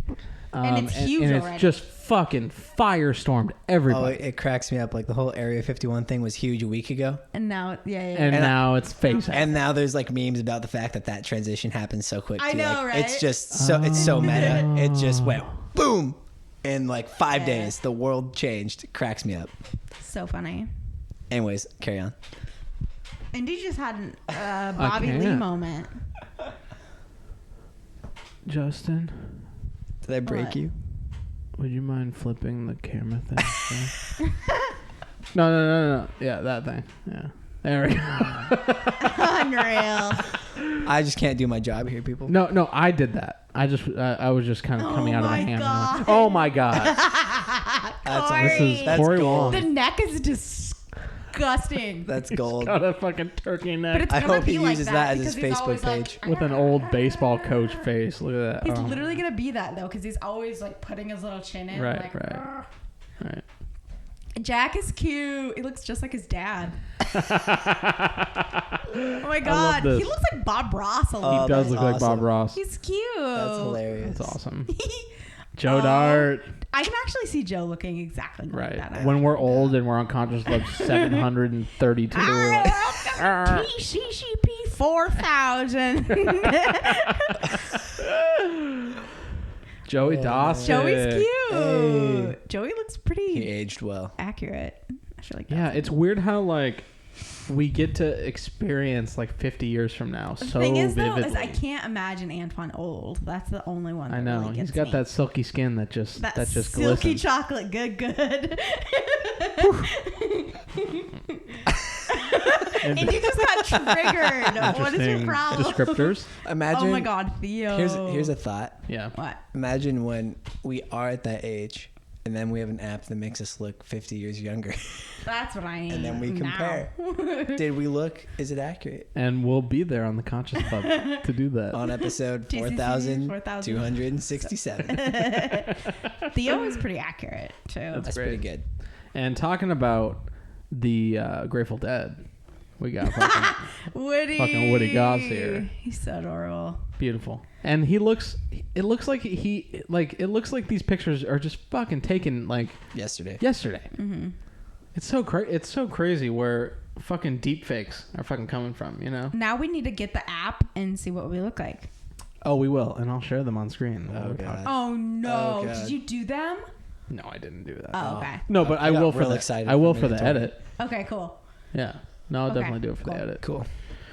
All right. So we got more stuff. We got so much stuff left, and we're gonna pile through it as fast as we can because we got a 16 gig card in the camera instead of a 32 gig card. So we got to make sure that we only have got footage. X amount of time now. Right. Go quick. All right. So we got Oh, Stranger yeah. Stratton. I don't know if you saw this week, but they're known for their merch. Yeah. And a little thing This there. is literally the shirt. Right. Also, it was really cool when I saw this this meme on the pack. I was actually watching Stranger Things, and it was this scene when she was in this shirt in That's the awesome. amusement park. It was like literally like, oh, it was like The Wow. best meme on meme. Wow, man. pretty The great. government going at strides to try to get us away from the fucking Area 51. Look at that. I know, right? And now. I think it's working. I think it's I working. think it really is. And then this spawned a really interesting comment. 1611. Oh yeah. I and saw then this little, too. little Antoine as 11. That's so good. Love how they didn't even take out his shirt collar. Like, Right. so good. They That's didn't Vulf, even. though. How fast can we They get this didn't even up? shrink his head to fit 11's actual head size. It's not necessary. It's That's fine. great. Love Pack that. member Alex, we love you. We love you. All right, so next is the ever so, we've seen this before, where somebody takes a Vulfpeck video and makes it hilarious. Yeah. Up at the rock together. If you got a problem, talk together. South, down south, escape bad weather. The rain came in my treetop. Washed away so many things. Things I couldn't learn. Till I went through. Theo's face. Things I couldn't Are they making know pancakes? till the Yeah. rain He's using the pancakes as a drum beat. Learn the hard way. God. Way to be true. Oh my God. It's like every band that tries to post their songs on the pack. Literally. Listen to my band. It literally sounds like this. I love the wording. Sounds like ass. I love it. I'm surprised nobody added a fart under the table. Or if we're out of the chickens, like, Yeah. not chickens, but birds. It's so bad. The dedication to this, because this is 5 minutes. Who has the effort? So many.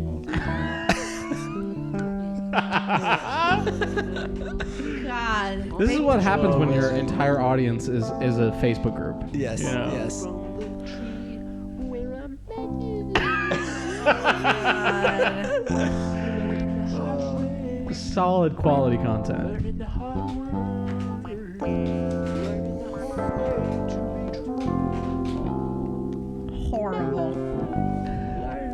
I gotta go to the pancake part because I think love it. I think there was a. So true. Was there like a part where feet's? Oh, there's. He was bored. God. Got problems up He literally got too bored editing. Yeah, he's like, fuck this. This is way too much work I was trying to do after school today. I did not have time for this. Right. Well, funny. Cute. That's entertaining. Then we got a little worship drummer fail. Sorry, pardon me. Oh, this is so great. This is so great. Keep my eyes above the waves.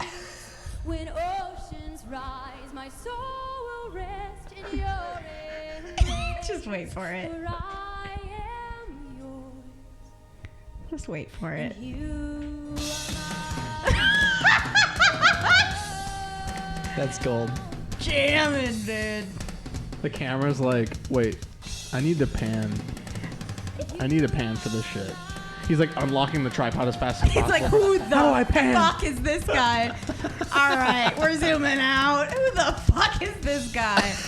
Hell no. Dude. You were delusional, man. Gets the mallets out. As if it's gonna soften the blow. But still has one drumstick.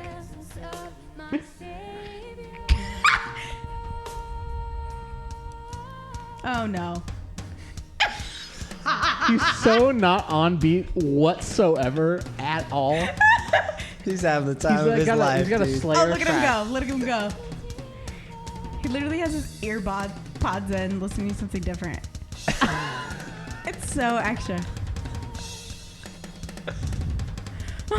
Oh man. I've never heard somebody just completely play a different song while something's playing. I mean, I don't even know if I can take it seriously. How does she literally not? illegal. How does she not fucking go? Okay, Done. Bye. It was good without you.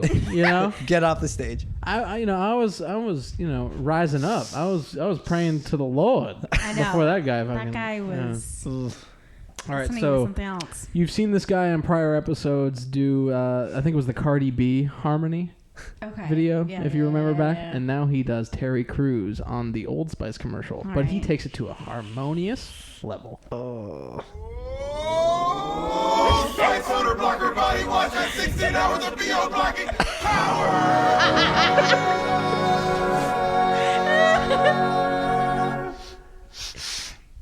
Sure smells good in here. That's because it's box BO. Ew,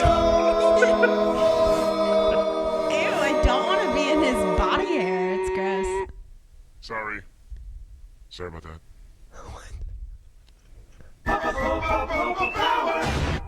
That's awesome. Oh Wasn't my that fucking I God. like that. That's Yeah, he killer. makes funny stuff. Yeah, and so this is where I'm gonna throw it to you for your musical knowledge and background. There's a meme that spawned in the pack, and I don't know what it's about.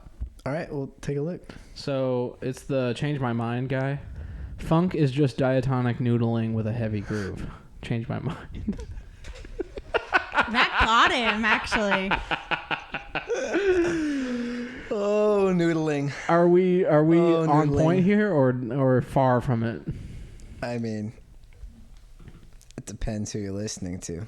So this spawned some I comments. definitely don't think Vulfpeck is just diatonic noodling, but it definitely could get there if you waited long enough, I'm sure. Okay. Because then there's some people who say if you think funk is diatonic, then I guess you've never heard any.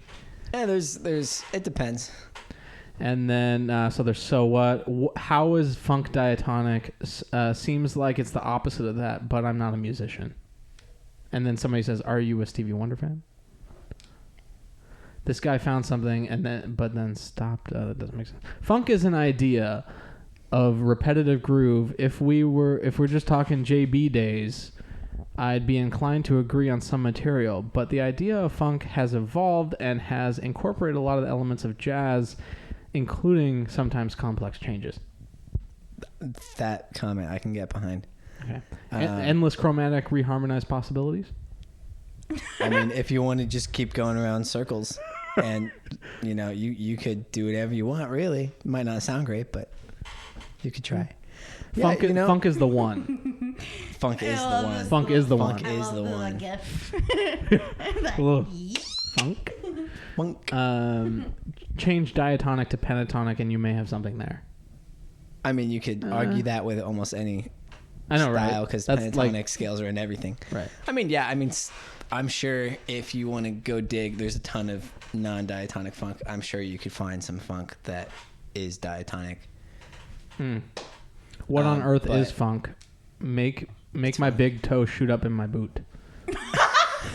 Excuse me? Funk is a ham hock in your cornflakes. George Do Clinton. you know that reference? I don't know that reference. A hamcock in your cornflakes? A ham hock. A ham hock. Ham hock I in your- believe that's a reference to the band, the funk band Funkadelic. Oh, Check them out. Bomb music. bomb music. Bong. Ham hock in your cornflakes. Hamcock. Ham hock? Cock! A hamcock in your cornflakes? We just took this podcast to an X-rated level. Cock. I told you it was a porn cast. Oh, great. We're finally Porn getting cast. We're finally getting there. Funk is a doobie in your cornflakes. Might be. Vulfpeck is just diatonic noodling. Changed my mind. Also, is there a Vulfpeck shitpost page? I really need a transfer. I don't know what any of these people are saying. Dorian mode. Am I a joke to you? No. I don't understand the joke. Okay. I understand Dorian. I don't understand his joke. Okay. Yeah, What about that's typical. Mixolydian? Question mark. I mean, how is that? It's a mode. People, I know. People are stupid. Just what? Yeah, I don't you're understand. you're Maybe this I'm gift. missing the You're- context. That's me. That's me. you, Allie. That's me. I thought this was a What? pretty rich response though. That is. That's Yeah. a lot of gold in there. Awesome. Great. Well, it's funny funk for a reason, guys. Also, it's called it's jazz. It's called Jazz People. For the listeners here, this is a chimpanzee playing the piano. It's better than I can play piano. Is this a chimp?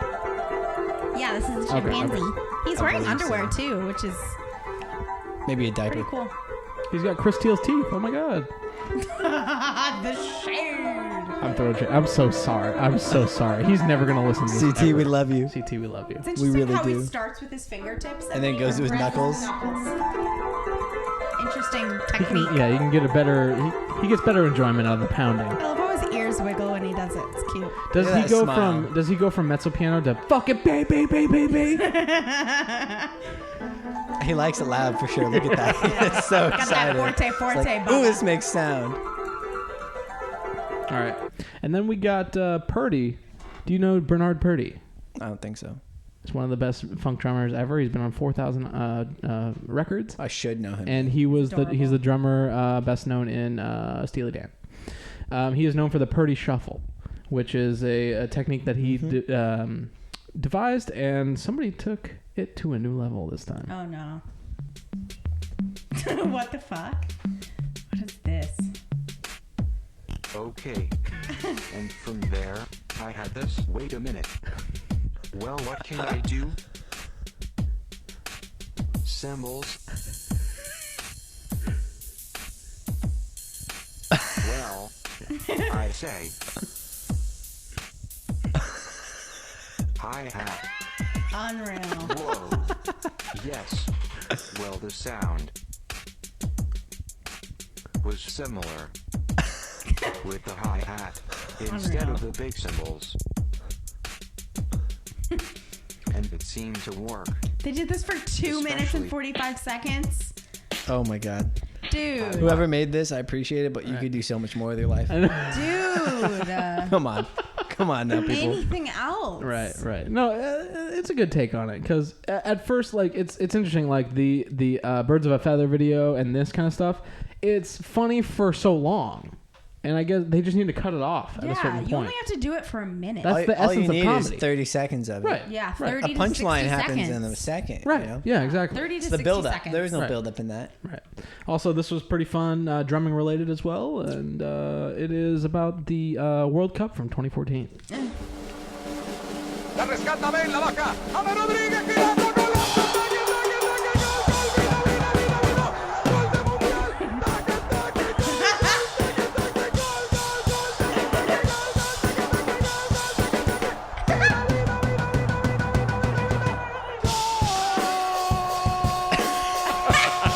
That's great. awesome.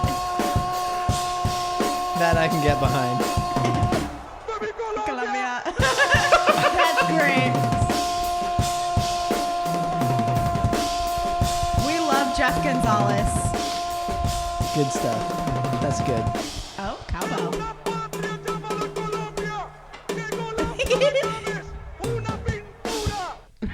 I love Jeff Gonzalez for that. Just short enough. It's just great. Awesome. That's fantastic. It had some build up. See, It did. it wasn't just like bang, here it is. It was like, check it out. What's gonna And it happen. wasn't too long. No. Right. Yeah. Yeah. Also, we have a Deantown cover on a pencil eraser. Excuse me.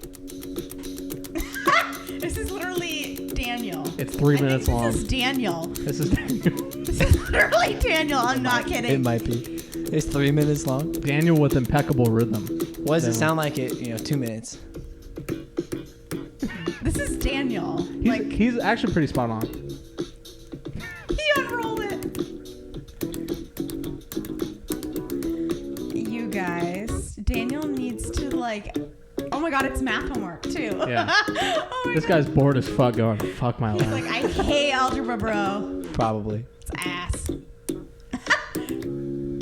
We'll let him end it.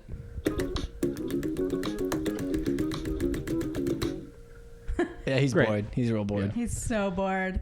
That's that. Math high will help you school one day. I pencil promise tip. you. Yeah. You will be glad you know it. Just, I know everyone else You says won't that. use You will. any of it. You might use some of it when you have to build things. Right. Like a desk. Yeah. Wow. Yeah. It's helpful. Or do your taxes. Measure twice, cut once. That's correct. That's what my dad Yeah. always says. Hey, he's a woodworker. He is. Right. Thank you. He probably uses maths. He uses lots of maths. He's really good. This next one, Tori would love so much. What is this? So when are we getting a Lizzo collab? Oh my God, Queen. And then pack member AJ comments, not quite my tempo, feat Lizzo. No, but that'd be amazing, right? That'd be great. That's honestly my dream collab. She's or Jennifer Hudson. Oh, Hudson on a Vulfpeck track. Oh, what's that? What's the song I love? Trouble. What's the lyrics? What was that? What was the lyrics? What was that? What was the lyrics? What was it? I can tell by the way. What is it? I can tell by the way you. It's like the same BG lyric, but it's different. It's by the way you bite your lip or something. By the way. Tell by the way bite. Wait. I can tell by the way you bite your teeth. And then she dives down in. I just let him do his thing. Jennifer Hudson He is goes. rolling. Dude, Jennifer Hudson is my spirit animal. I know. He literally wishes he was her. No, she's going to be on some tracks that I make in the future in the next 10, 20 years. When she looks like the Face app. Let me know. Yeah. Let me know. Do you want a lime scooter? So this is something that Alexa Teed, our faithful Vulfpeck admin, says that this is the worst sentence that I've ever read. And tying it all together, just like the dude's rug, was Theo Katzman, after being spotted arriving at his gig at the Greek on a lime scooter. Did he really, though? I don't know. Isn't I have that no two clue. sentences? Because there was one parked There's out definitely front. a period in You're there. right. You're right. Alexa, fucking, I love get her. it together here. What are you doing? What are you What doing? are you doing, girly? Also, maybe funny, but could be, is something that Tori and I recorded while we were visiting my parents in Vista. Oh my God! Right, I know you The forgot about old this, huh? neighborhood. I The forgot old neighborhood. about this in your old neighborhood. So we're playing Soft Parade here. Available on Hill Climber. Keep going. Am I that bad? Am I that bad? Keep going. Chromatics. Got some chromatics in there. Add some tension. And then, oh yeah.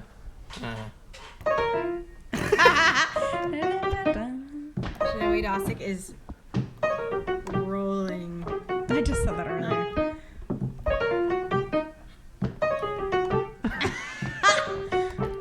Keep going. Keep going. And then there's also the. Okay, Bobby. It's supposed to be that.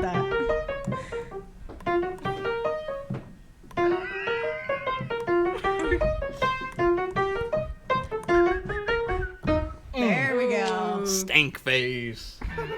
and then there's that. And you can do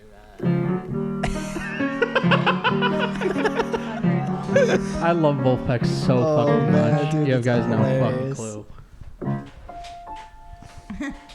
And this little tune we made about San Diego. Hope you guys enjoy. I Oh my like God, San I forgot Diego. about this. Is their breakfast burrito song? It's yes. They have the best in San Diego. True. See, Indy agrees with me. Mm-hmm. That's true. It takes us a second because I have to say, do you want me to suit up?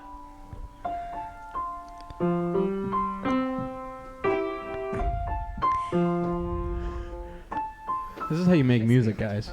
You just work together in community. There we go.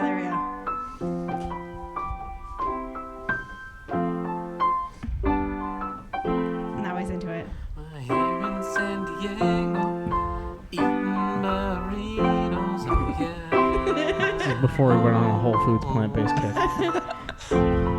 Got a California girl, she's new to it too, oh yeah. She's not from California. When you're in San Diego, going to Diego, yeah.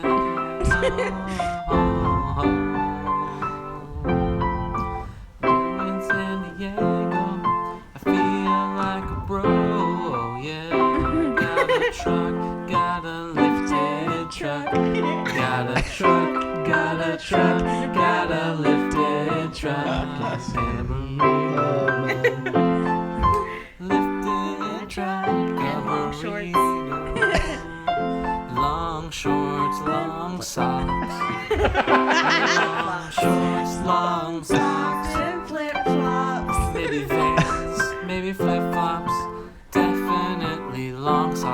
and flip-flops. And flip-flops. Oh, that's Gotta cool. be brave. In San Diego. Gotta be brave. In San Diego. Got the Padres. Got the Clippers. Wait, never mind. They went to LA. Oh, yeah. Sad face to the Chargers. Sad face to the Clippers. Oh, yeah. We turned into Joey Dawson so there a epic. little bit. Yeah. Talking about sports. Gotta throw that seventh in there. Burritos and Or is that a ninth? flip-flops. Seventh or ninth? Sound like a seventh to me.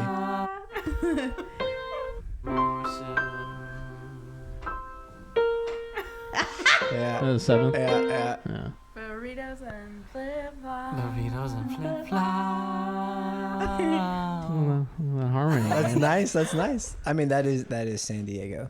I know, right? Every time Right. I go down there, it's like my shoes come off and I go surfing and I buy a burrito. And you see Burrito. lifted And you see trucks. lifted trucks. Lots. Lots. And lots of guys with long shorts, long socks, tall socks, Right. and flip flops or Vans. It's like they're trying to wear jeans but they're or like, pants, but they just like it's like they're taking way too much effort to wear pants.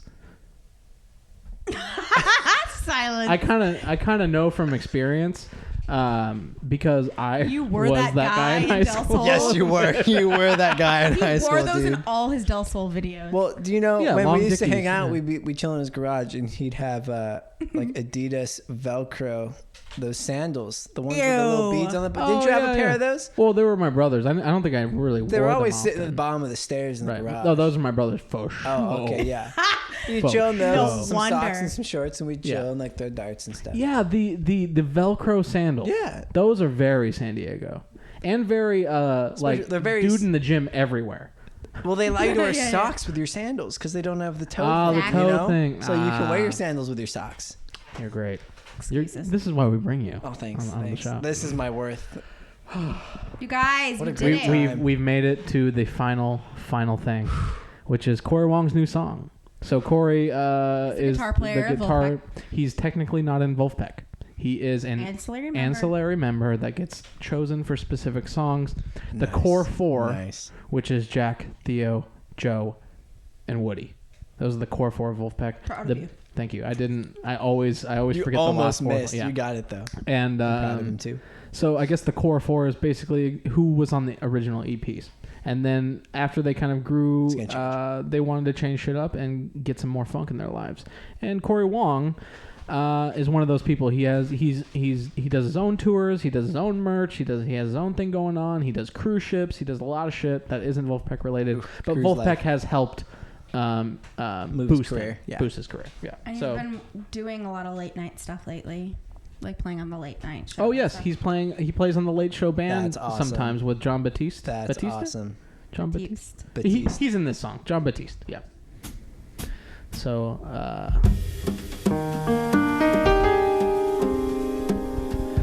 it's Vulfie. It's Vulfie. It's great.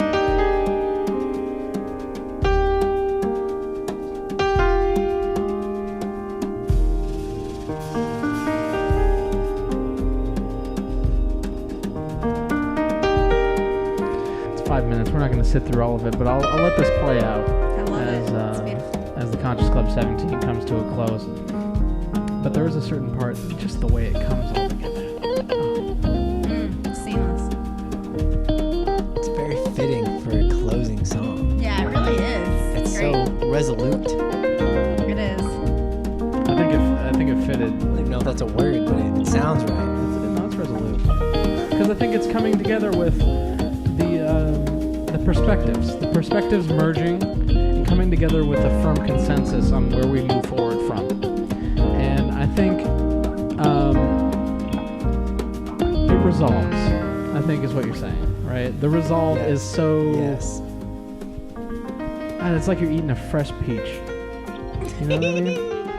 Or you've got your socks and your sandals. and your And a burrito in hand. And a fucking lifted truck. Chill on the Fucking- beach Yeah. in San Diego. You got your buddy James just rolling up in that huge truck and just fucking Truck full fucking of chugging a burritos. monster. Yeah. Yeah. So accurate. Not the blue kind either. The green The one. green ones. The one with like 7,000 grams of sugar in it. Gosh, no Dude, ass. little backstory, little thing. I know we're ending, but in middle school, I sold monsters. No, I bought. I didn't Did you sell do that monsters. pyramid scheme stuff with them? No, here's the thing. I'm completely wrong. I bought monsters from the guy who sold them. Abid. Do you remember Abid? I remember Abid. Abid. He sold monsters because his parents bought him cases of monster to sell at school, and I would buy 3 every day. I know. How's your How heart are still you beating? alive? And every day. And Did you then drink them every day? I drank them before I went Wondered home. why you were chunky. I know. No, I was chunky before that. Wait, yeah, that happened long before How much that. sugies are in that? But I know. I've kept it on. I know. Or I'm trying. Did you know we're there's trying. a warning on the monster can that says you're not supposed to have That's more why- than 1 in 24 No, hours? It says more than 3 in 24 hours. Come on, I read the label. I'm smart. That doesn't mean every 24 hours. Hey, True. guys, it's How are beside you the point. alive? Guys, it's beside the point. I I'm just trying really to say want- you could change your life. I know I had a monster today, but A blue one. A blue one. a blue one. But in middle school, I switched to the blue kind and lost 20 pounds. I just that want crazy? James' truck. And that's where we end the Conscious Club podcast number 17. Justin, thank you so much for coming out here. Thank you guys for and having me. spending our night Really with us. appreciate it. It's Thank an you. awesome evening with you two. All right. Thanks for having me. Until next week. Until next week. Bye. Bye, guys.